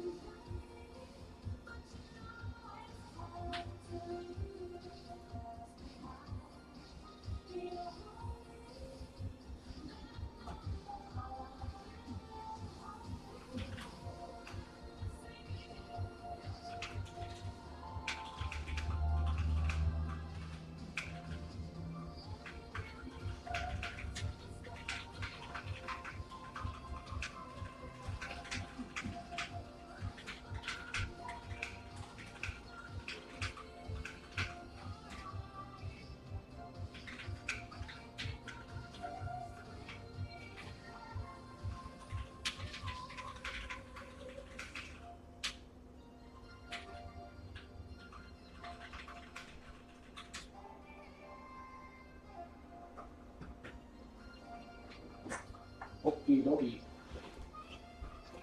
So,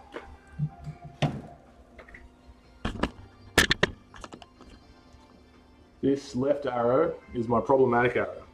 Everyone has a problematic arrow on their pad. Mine is player 1L. Holy fuck, I can't even pull this out. Look how tight and dumb this is. So I don't know what's going on there. Let's just strip it. That's what we're doing. Take these dumb things, we don't need them. Oh, my butt. Too much squatting, not enough kegels. Alright. So, particularly the inner sensor. I remember when I was making it, I really fucked up. I tapped one hole just the wrong way, and then another hole, I snapped the tap off inside it. Don't do that.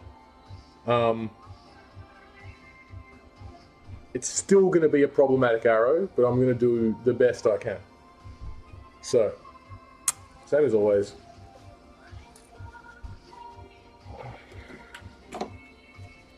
Now I've got like sticky shit here because I've tried like a Velcro solution. I've tried some different shit. I'm going to get all that sticky crap off because that's just going to cause problems. This is where I should have bought terps. I'll deal with it another time. Grab this, give it a good rub. That's a bit better. Get rid of all the sticky shit. Now I don't want to run my knife on this because this is the nice powder coating job that I don't want to fuck with. So I'm just using my nail. I know you can't see it. I can't bring my camera that far. It's nothing special. It's like a bit of black sticky tape that I used with some stick-on Velcro to try and keep it in place without the screws working.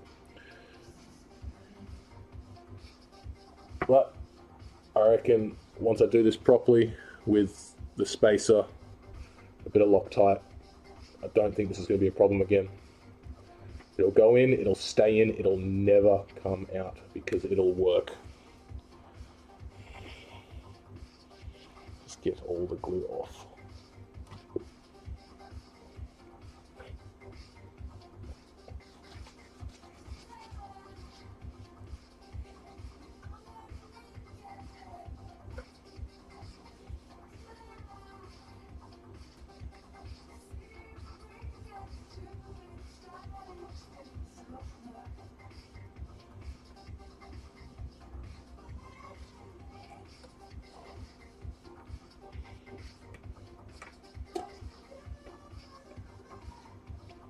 Alright, sticky shit's almost gone.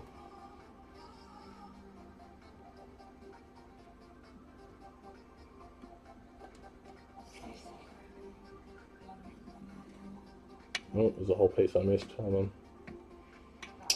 Why'd I have to trim my nails? This would have been very useful to have nails.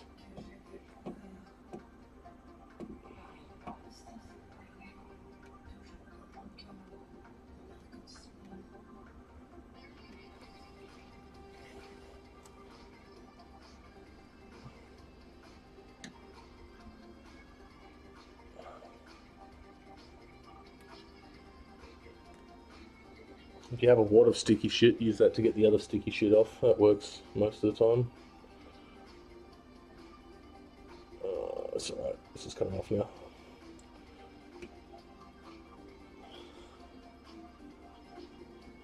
Alright.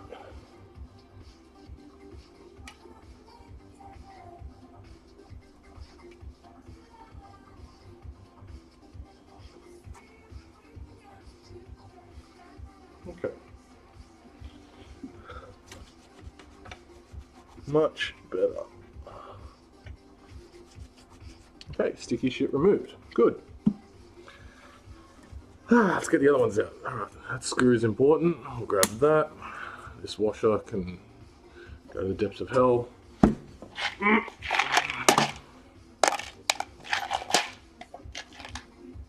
That's gross. I'll get rid of that. These are disgusting. Whatever.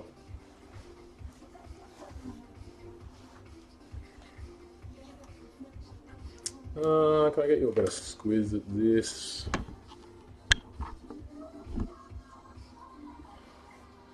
Can I get the gist? Let's take these out.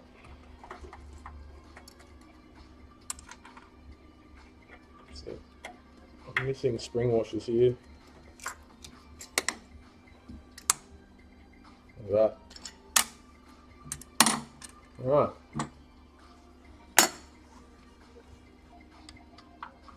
This one's tight as.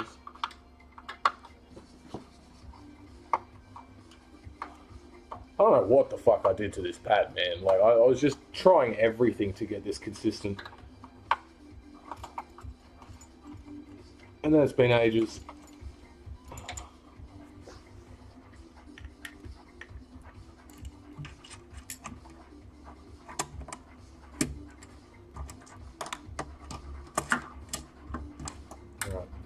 These gross little bandages, like, they're just shit. Like, I just didn't put enough time into it.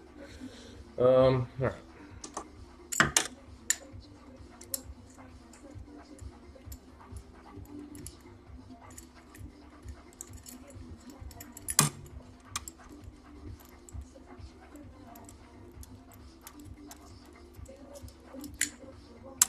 Okay.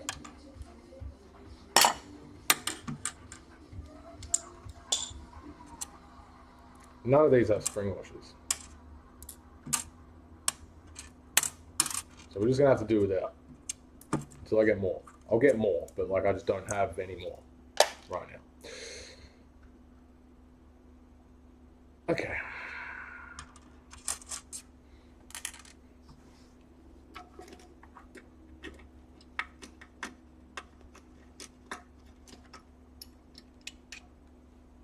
I just don't think I bought enough in the first place.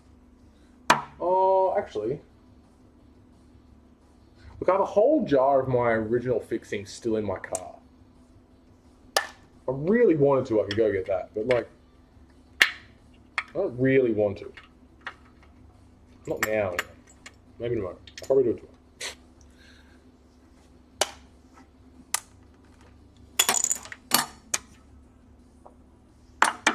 Okay. Same thing again. I'm ripping all this off.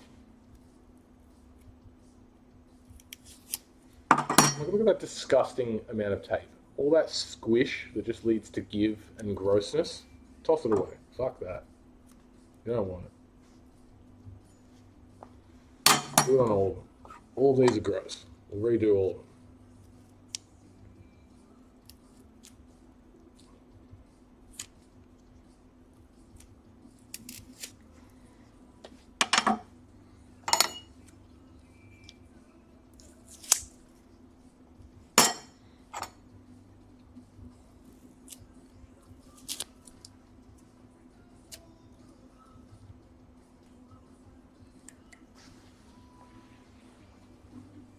Okay.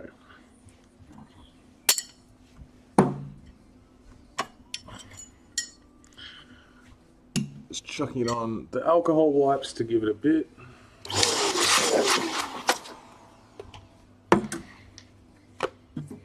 Okay. So let's do the foam. Do we do the foam or do I just...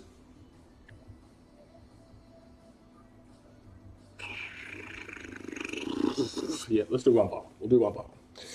Alright. Make sure they're in the right spot. That's connected. That's connected. This one, just the outer one shouldn't be connected, and this one's fine. Okay. This foam's starting to pull back, so I'm going to rip this out. This is gross. This one on the outside's fine. I'm going to leave that.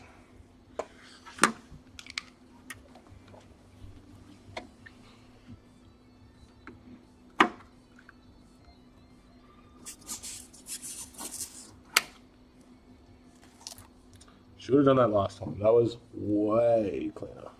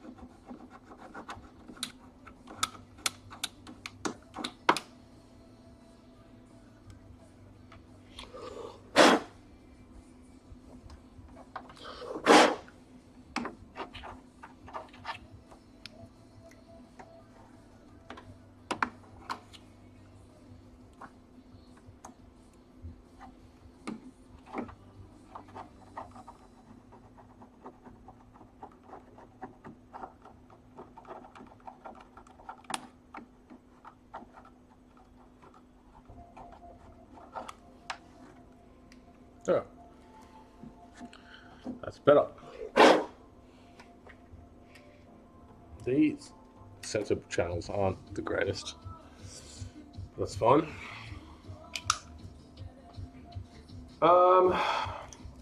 I'm just getting rid of my first amateur mod attempt. I'll give you an example. This is my right arrow with the funny tapes on them and everything. And this is the up arrow that we've just completed, all right? So brackets on the right side, fresh foam on it, foam in the corner to keep them nice and raised. I'm not gonna have time tonight, but tomorrow after I do my session, I'll get in here and I'll raise them up a little bit to the way that I wanna have them. And I'm gonna make more, better sensor modding flippers so we can play with that. But right now, I'm just stripping all of the old crappy modding that I didn't, that I've just added to over the last year and a bit for all the other arrows. My player 2 side's already done, that's what I was playing on yesterday. So I just want to do it for this side so that when people come over and play, they've got player 1 side is equally as good, if not better than the player 2 that I've been playing on. That's the goal anyway. It takes time. It's going to be you spend a good 4 or 5 hours on a pad, a good slow 4 or 5 hours, and you can make it really good so that your mid-session modding can stay to a minimum. It's pretty much the gist of it anyway. I wouldn't expect anyone to watch this whole VOD, but you kind of if you're fucking with a pad, it's probably nice to pull it apart and just see what people do. I'm far from the definitive answer to how to make a good pad, but I don't feel like there's a whole lot of resources out there. Yeah. I mean, that's it. You just got to take your time. Do it properly. Just, play with it. Experiment. I really, really love what I've done to my player 2 side that I did about 2 weeks ago. So I just want to replicate it. I want people to be able to come over, jump on whatever side they want, and it just works. Brackets hit, foot switches are easy, you're not getting way offs, you're not getting early grates, like everything just works nice. I like the idea of eventually having like an FA pad and a super sensitive stamina pad, but particularly for this ITG era, I just want 2 really crispy FA pads. People can just come over and absolutely rip some scores. That's what I'm hoping. It's I've only had my pads for a year and a bit, year and a half. I've really only been playing on them like properly for like 6 months, but I think I get the gist of what needs to be done. So anyway, all right, back to scraping all the shit off. Actually, no, we'll let that soak for a bit more. We'll do the corner foam, just like I did before. So we'll run through this first. So 4 of every piece for each pad, all right? That's what we want. So we go like that. Oh, there we are, we're at the end of this roll. So that goes there. Oh boy. Where's my knife gone?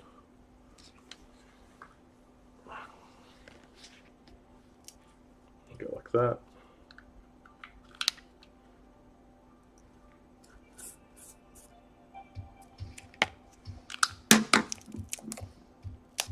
There we go.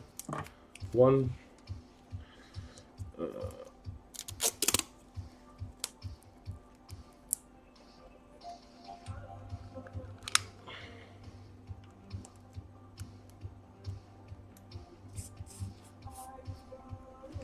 2.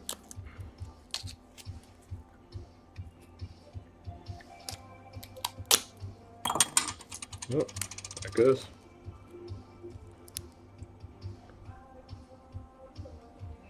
Slightly too big for that.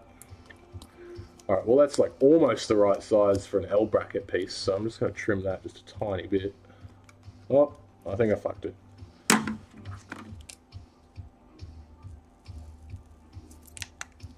There we go. I'll say that for an L bracket piece. That's a good size. And we'll get on to the next roll.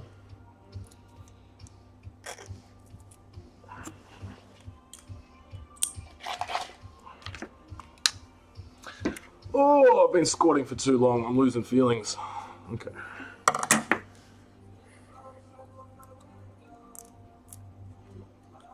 Oh, come on, tape. Come on, tape. Pull up. There we go.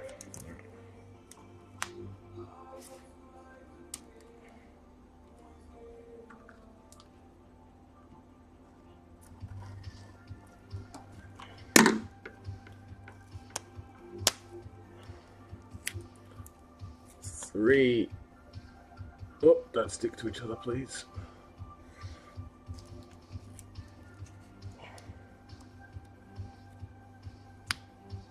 Oh, cat hair on one, not ideal.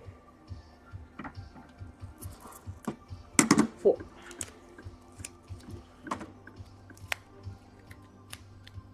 Alright, I need 4 more small bits.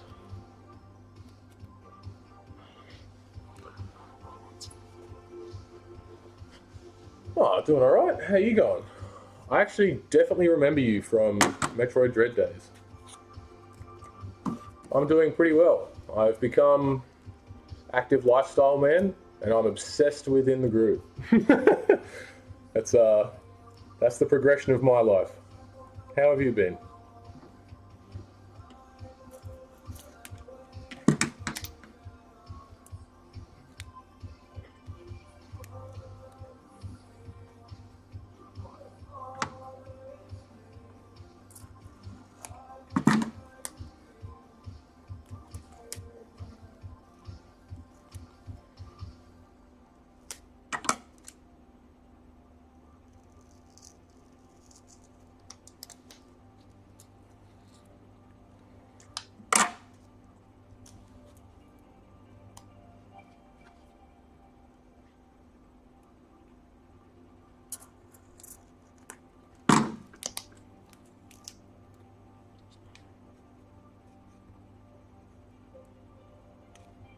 Oh, that's alright. You don't need stuff to happen constantly, man.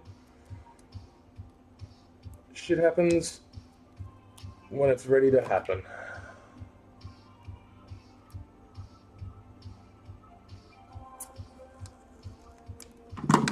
Alright. There's my 4x4.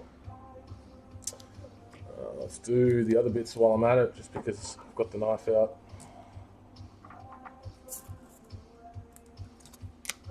Two.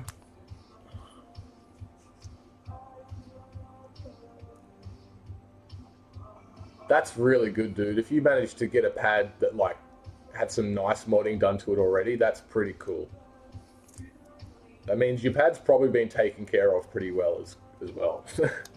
My pad was in atrocious condition. It was owned by a man that didn't know what the fuck he was doing. And oh my god, there's a whole... I could write a book about the condition of the cab when I bought it and like what this guy did.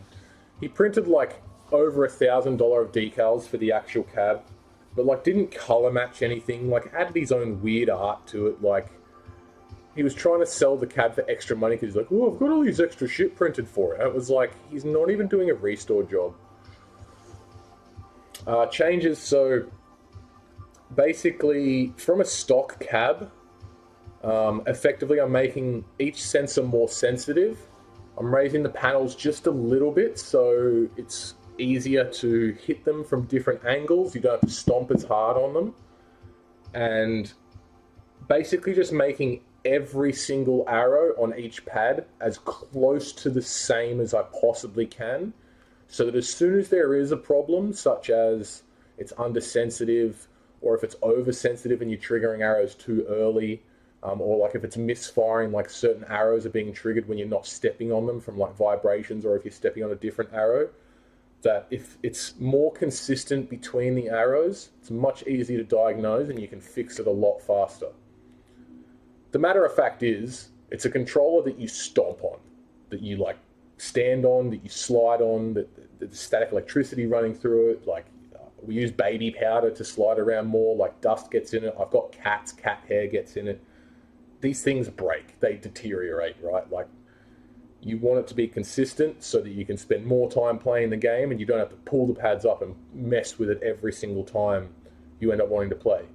Which anyone that's owned a pad knows, it's very, very easy to fall in the rabbit hole of, oh, I want to play some ITG or DDR. And then you play 5 minutes, you go, oh, that doesn't feel right. And then you spend the next 3 hours fucking with it to try and be like, what's wrong? Like, why is this doing this? Blah, blah, blah, blah, blah. Like, it's kind of it's a rite of passage to go through.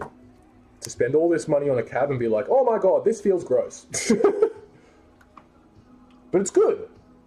I genuinely enjoy the process of the modding and the messing with it.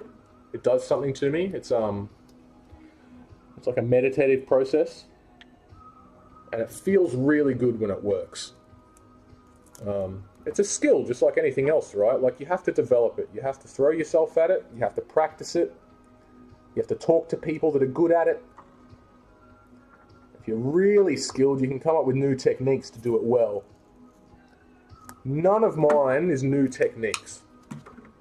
I'm 22 years late to this game, so there's 22 years worth of knowledge out there on the internet, and like experts and a lot of wisdom of really good players that have done this for a long time. And I'm very lucky and privileged to be able to just read from them and talk to them. And the people that have been around for that long that are still part of this scene are so incredibly passionate, and it's really nice that they're always there to make this stuff and make it so good for... Make it so easy for us now, instead of... Imagine if I had to go through all of this experimenting and starting from scratch, right? Like, there's literally decades of trial and error that I just get for free.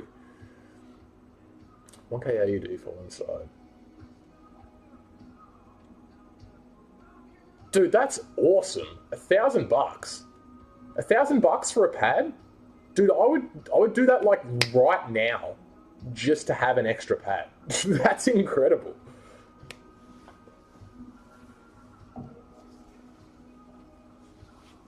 Cool. All right, so I've got my 4 bits done.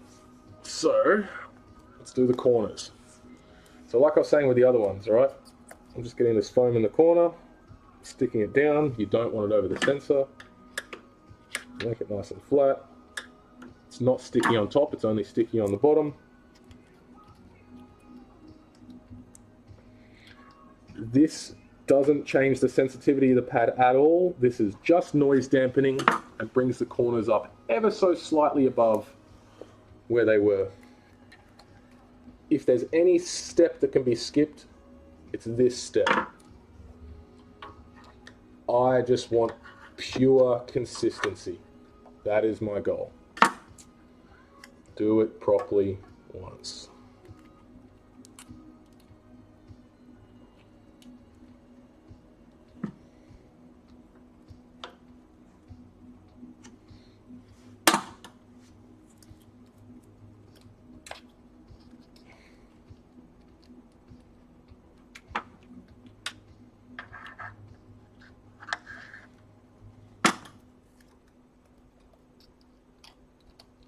As properly as a jank bogan can do it. That's a bit long. I'm going to trim that.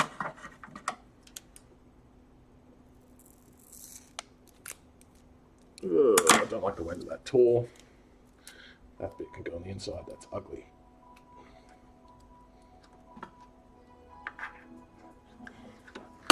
Cool. I'm still like, that's really cool, dude. Like, $1,000 for one side. I understand. I mean, yeah, Indonesian wages and everything. Like, it's still a lot of money for a controller, but really good, dude. Like, genuinely all up. Like, after I bought the cab, paid for transport, like paid for replacement fixings, got panels cut, got it sanded, got it powder coated. I spent over 5,200 Australian dollars on both of these pads. I do still have the cab. I've still got the CRT, and I've had the CRT serviced, and I know it works. I've just got it in storage at a mate's place. So I get a little bit more than just 2 pads. And I'm someone that's like, I've got CRTs all around my house, right? Like, it's a lot of money. I'm not, like, it's a lot of money. It's my pads, like, I spent more on my arcade cabinet than I did my car, right? And probably like all the fuel that I've put in the car in the last 2 years. Like, genuinely, I don't regret it. I think it's fantastic. Cool. All right. One more piece.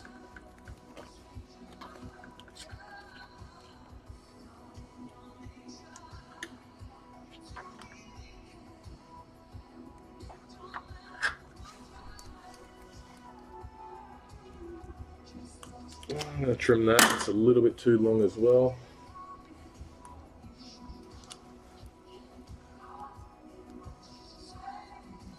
Yeah. It's just, you make time for it when you've got time, man. Like, it's a hobby in the end. None of us are making money from this. Literally no one. I'm genuinely fascinated by breaking and fixing things. So, you've got to want to do it, right? Like, I would only recommend someone buy an arcade cab if they're ready to throw so many hours at repairing and modding, right? You need to be ready. To the point, like, I would genuinely say, if someone is interested in playing ITG, buy an LTEC. If you play it for 6 months and you're like, oh, I'm fucking obsessed with this game, I'm ready to do anything to get better, then hell yeah, go consider it, man. But, like, you've got to have space, you've got to have time. These pads are like 100 kilos, man. They're so heavy. Where are you going to put it? Do you live in an apartment? I live in an apartment. Below me is the car park, though. I've got pretty good insulation. This is like a 25-year-old apartment that was actually built really, really well. I'm very lucky that I can play this game in an apartment.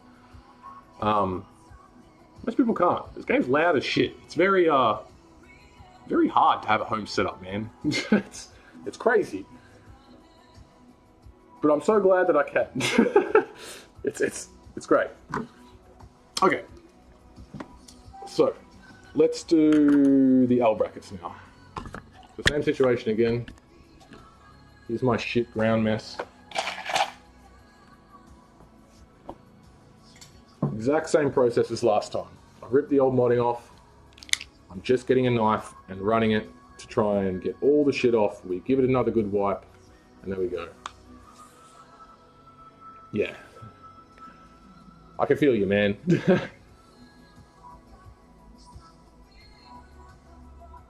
$100 shipping, man. That's great. I paid like $100 just to rent a van for a night, like a truck with a hydraulic lift to go pick it up, get it to my mate's place, and like start the work on it.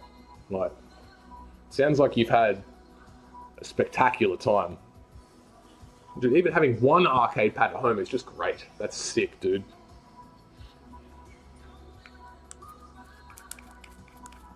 The fact you managed to get one that was already pre-modded and pre-loved too, like, you've actually hit a gold mine. And like, if it was your mate you bought it from, you've already got the wisdom of a friend who's been through this before. He knows the pitfalls. He knows what's going to happen when shit goes wrong and how shit can go wrong. It's valuable. The only reason I ever got this far is because I've got mates that are just like way more knowledgeable than me when it comes to repairing things and, you know, handling arcade equipment and, you know, getting pieces fabricated. Like, man, I work in IT. I'm a fucking hiring manager, like, sysadmin-y communications guy, right? Like, I don't make anything. I sit in front of a computer and like patch shit and fucking make sure that your Amazon bucket's alive. Like, like this is so sideways to what I do for work. So like actually having a sign writer guy that I can be like, oh, can you cut me fucking 24 panels out of acrylic? He'll be like, yeah, all right. Can you give me like $300? It's like, yeah, man, done. And then that's sick. I can get it done.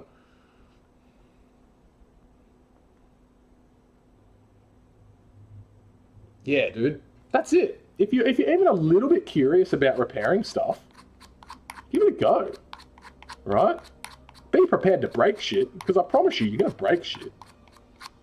But it feels so good when you do repair it, man. I still vividly remember like repairing my first Nintendo Wii, repairing my first Xbox, or like repairing my first laptop monitor. Like I had a very expensive streaming laptop that I thought was completely busted. No one wanted to have a look at it because it was a fucking Clevo laptop that no one in Australia had really spent time on. It was like a Metabox. They just rebrand Clevo laptops. And then I'm like, fuck that. If people are quoting me like $400 or $500 just to look at it, I'd be like, oh, we'll probably just replace it. And I pull it open and I trace it and I find out there's just like a fucked ribbon cable, and I test the cable still works, maybe the connector's just fucked, oh, maybe the actual cable, you know, I just got to get it in the right angle and put it back in and it works. I'm like, whoa, I just like fucked around and just saved like $500. Alright, have a good one, dude. Have a good Ramadan.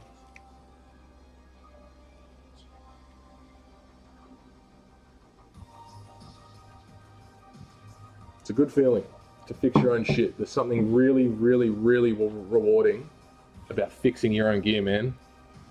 Fixing something that's broken. Especially when no one else wants to do it and you like have to do it. It feels really good.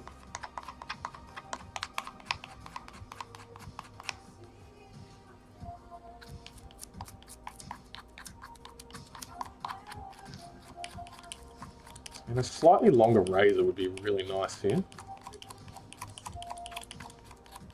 Oh, try not to take the paint up.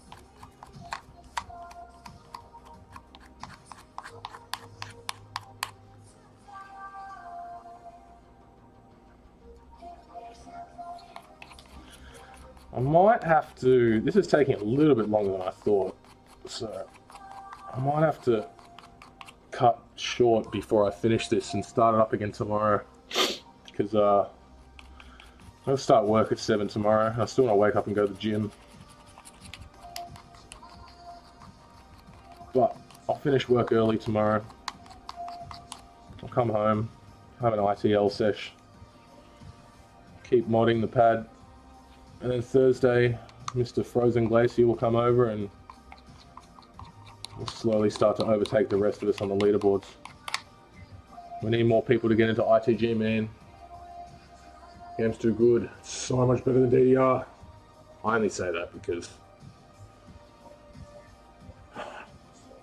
well, it just is better than DDR, man.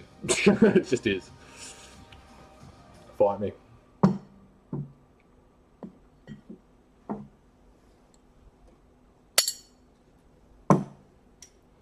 Alright. What time is it actually? 9:10. Alright, I've got 50 minutes before I need to get to bed.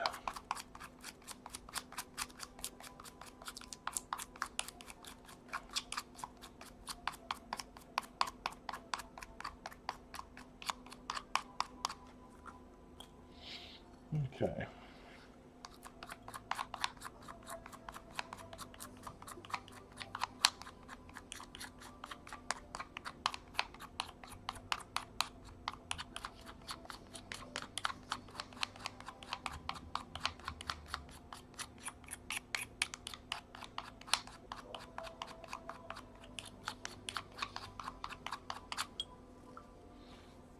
That's looking pretty good. I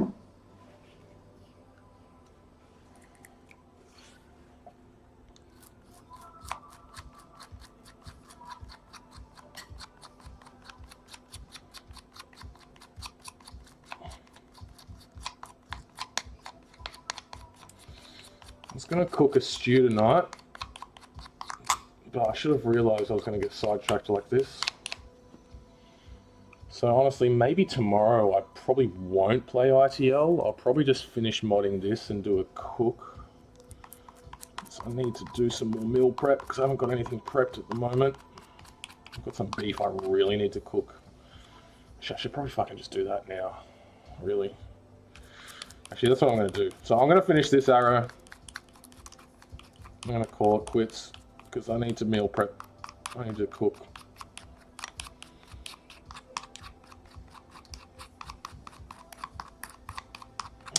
No, I can't be fucked cooking tonight. I'll have to do it tomorrow.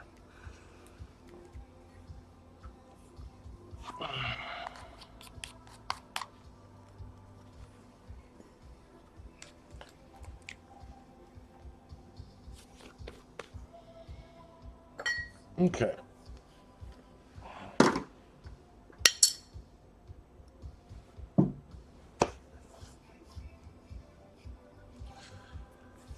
All right. So,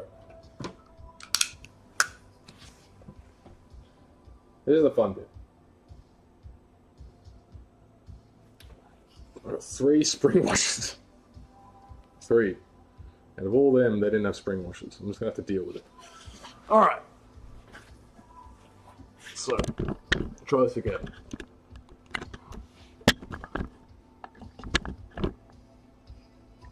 Okay.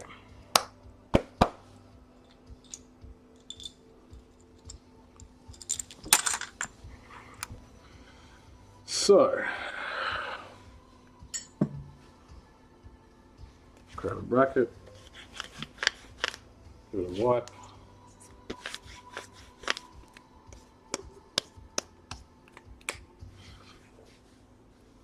Get some foam. I'll do this last time. Like this.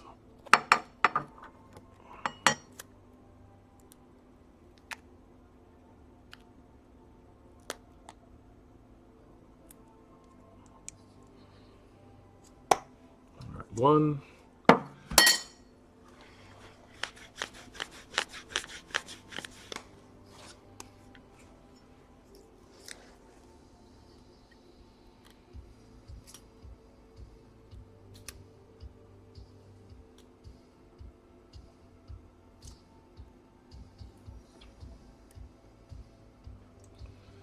Two.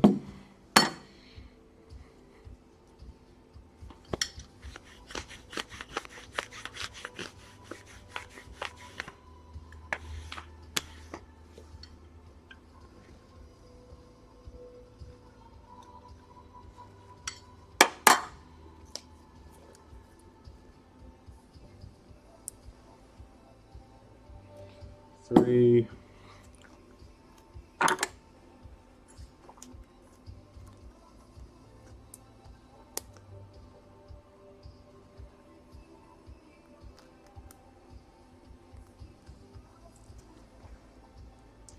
Four. Okay.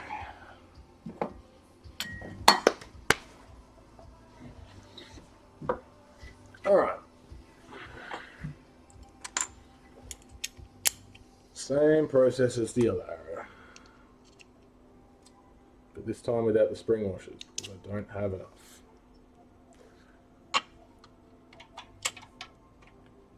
Then put the hand screw.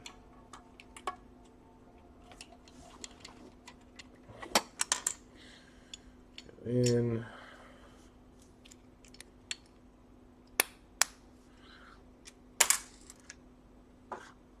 Hand screw.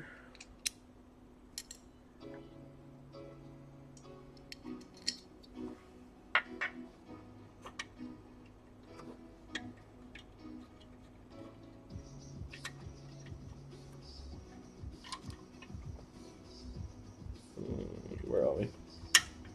Oh, yeah.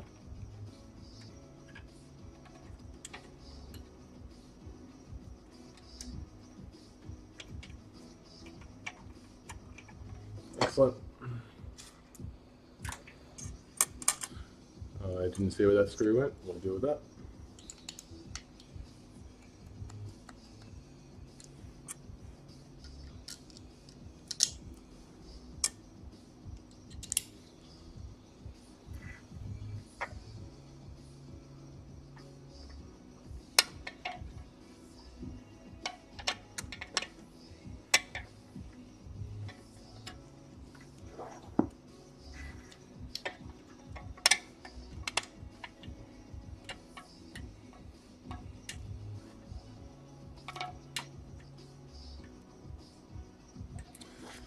All right.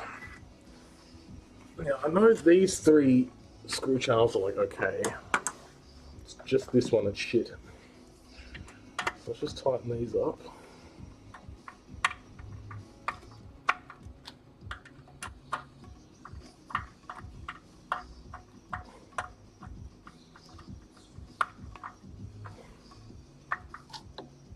Was the sensor still activating? Yep. Oh, now it's stuck. That's okay.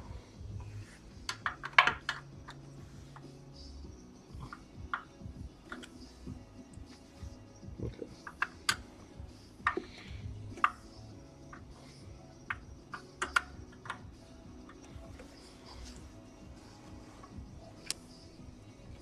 Okay.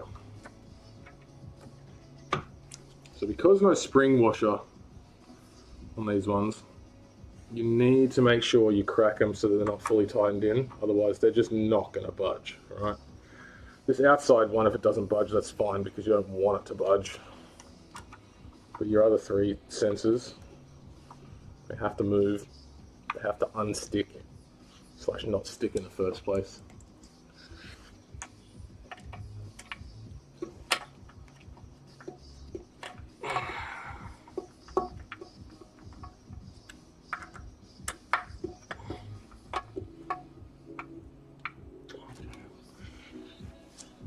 See, that's sticking, so loosen that up a bit. Okay, I think loosen that side just a tad. Alright. Nice. Okay. Whoa. Now, this inner channel's fucked.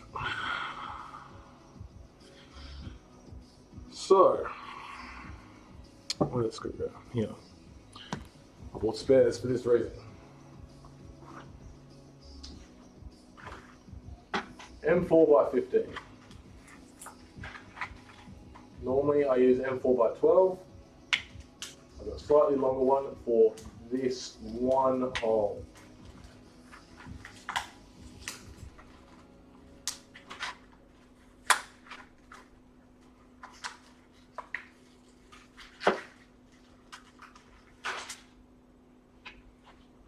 So,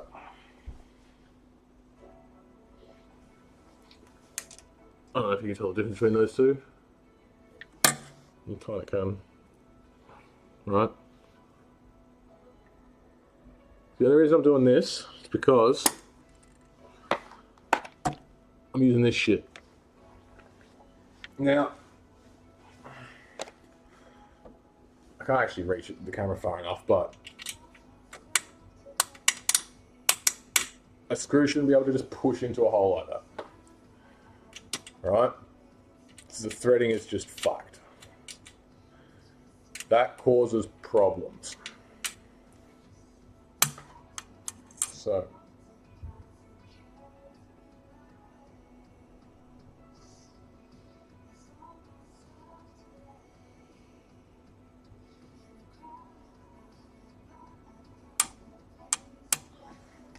So simply enough,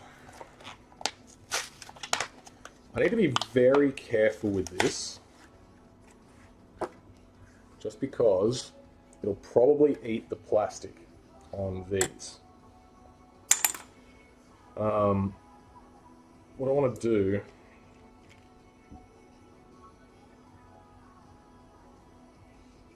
is,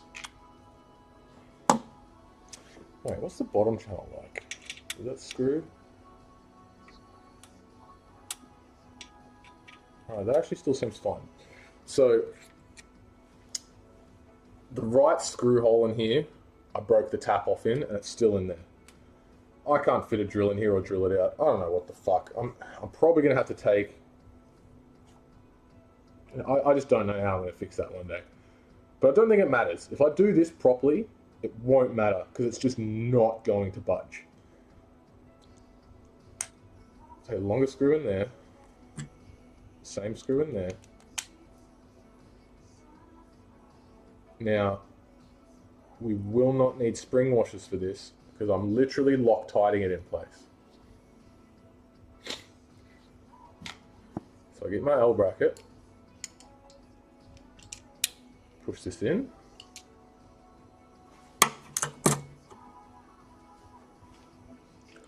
All I do is just a tiny little fart of this shit on it.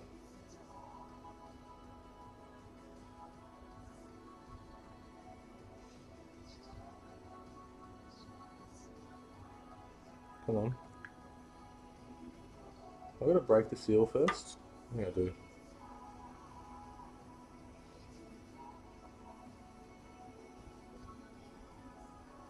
Snip nozzle, okay.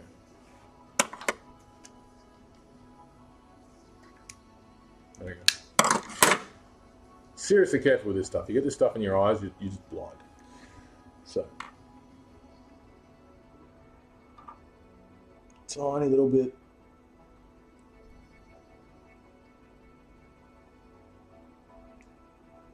Alright, that should be enough.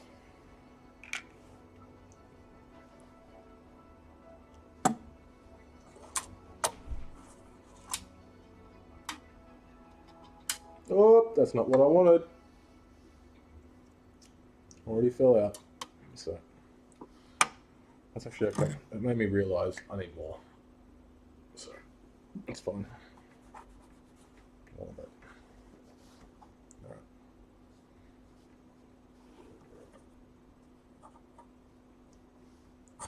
So, try that again. Whatever.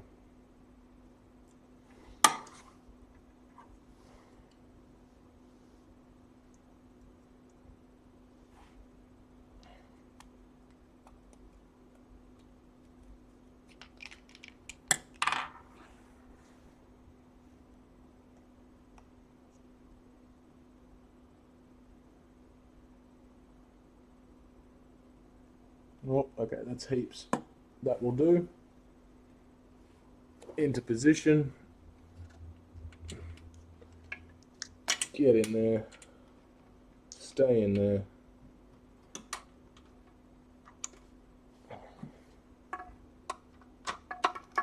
It's on my fingers. That's not good. I'm going to wash my hands. This is not going in, which is also not good. Get in there. Alright, there we go. It's driving home.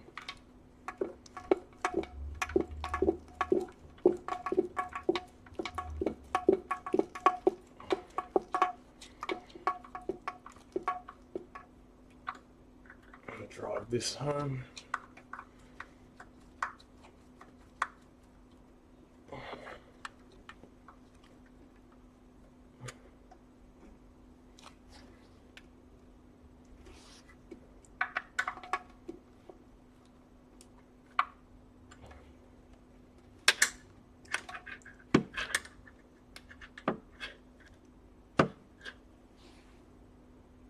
Nice, dude, 185. Yeah, I'm taking my time. I'm doing it properly.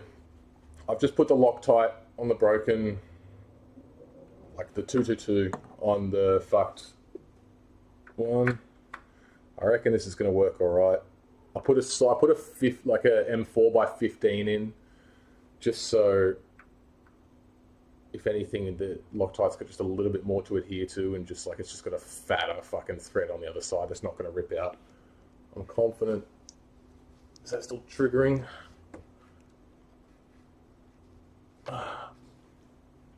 Yep. Okay, that's good. As long as there's some shift in this. That's good. That's what we want. That's all I can try. If it fucks up and breaks, I can put more on, I can try some more later. But like, I think that's going to be okay. As long as there's still some shift in this, it's not going to stick. Let me put some weight on it. Cool. Nice.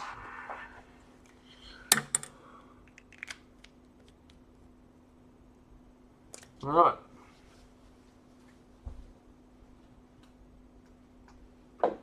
No. It's because the threading's fucked. Remember, it's the one fucking channel that we did where the threadings broke. The fucking tap was broken one side and the threading was just gapped in the other. It's fucked. Like it's just, the threading, like the screw just goes in and out. Like there is still a threading there, but it's just double threaded and disgusting. So that's why I chucked the Loctite on the slightly longer screw, because I just wanted to get in there and just like, if that one doesn't shift, and then the screw on the bottom's fine and it will hold in place. Like that's the whole point of it. I think that'll work a lot better. I'm just gonna let that cure for a bit. Like I won't play on it tomorrow. I'm just gonna put everything together tomorrow. I am gonna play it on tomorrow, but like 24 hours should be enough. We'll see how we go. Yeah, all right. What time is it? 9:30. I need to go to bed in like half an hour. Hold on. I need to take my tablet.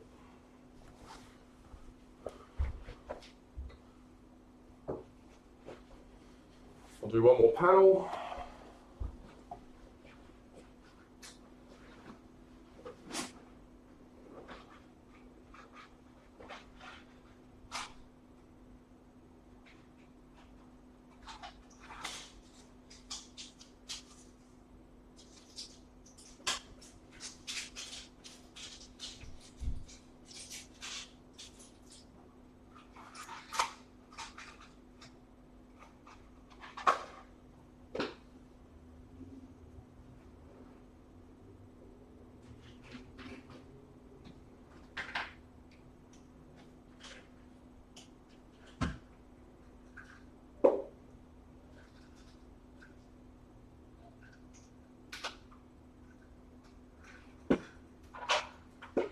Magnesium.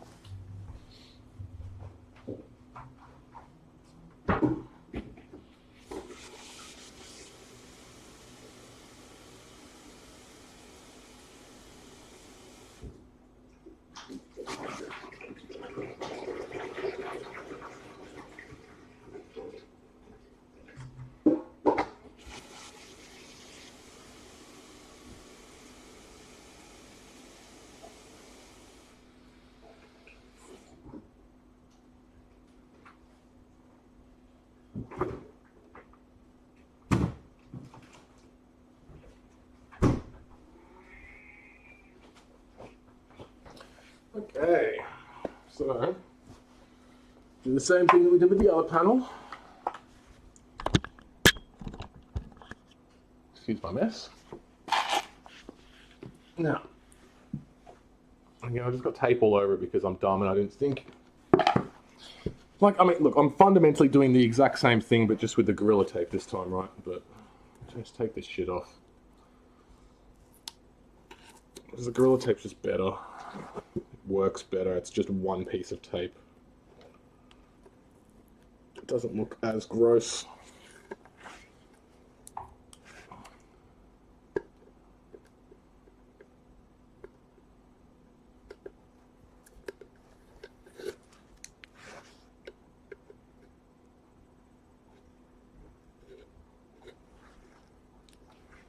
Okay, I could be up. I'd be more than happy to stay up until like fucking 1 o'clock in the morning finishing this, but I'd rather keep my sleep consistent and not be a grumpy bum at work tomorrow. Tomorrow's pretty important for me. I'm gonna shoot some Sparkies. Not even. You get the point. Alright, same thing again. Grab your Gorilla Tape. How much you want, about that much. Give it a snip.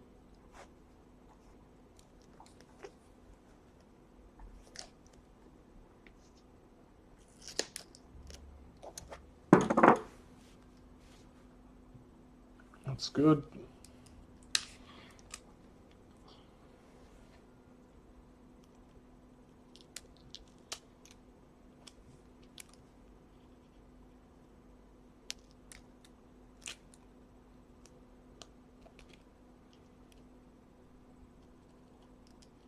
Doesn't matter if you get an ugly cut. It's going to be hidden anyway. Ugly side on the bottom. Make sure the beveled edge is on top. Try not to have any double stick layoff. That'll do.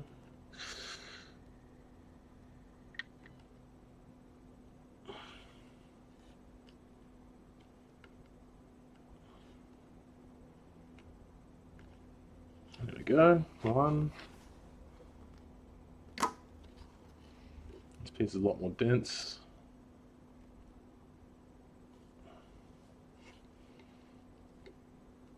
Two. Okay. That's good.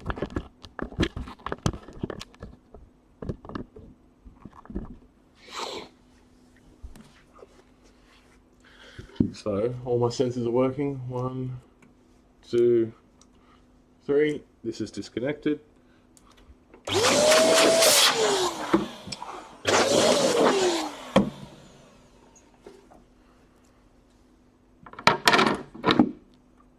Cool.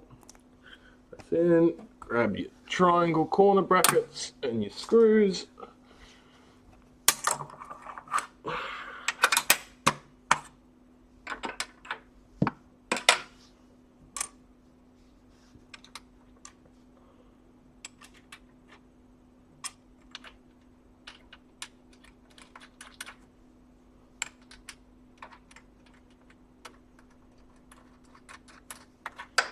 All right.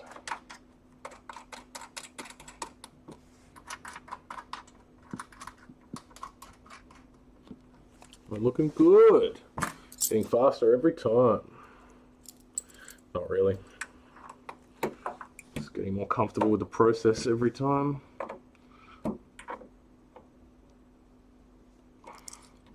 That's gross. Can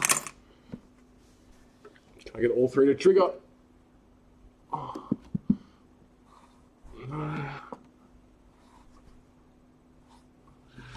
This one needs a lot of sensitivity, but that's fine. We deal with that later. All right. I've done 2 panels without raising or without sensitivity, but it's too late, and I'm gonna have to pick up tomorrow. So I'm gonna call it there.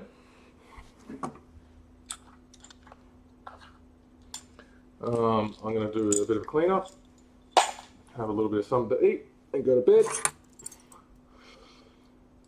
Tomorrow I want to have a session, probably a couple of hours, 2 hours, maybe 3 if I'm feeling particularly avaricious. But then I'm going to give this a go again, get back on it, and yeah. I might even finish this up in the morning. I kind of just want to wake up and just cook in the morning, I'm thinking now actually. Like I want to go to the gym, but I gotta pick my things, what I'm gonna do.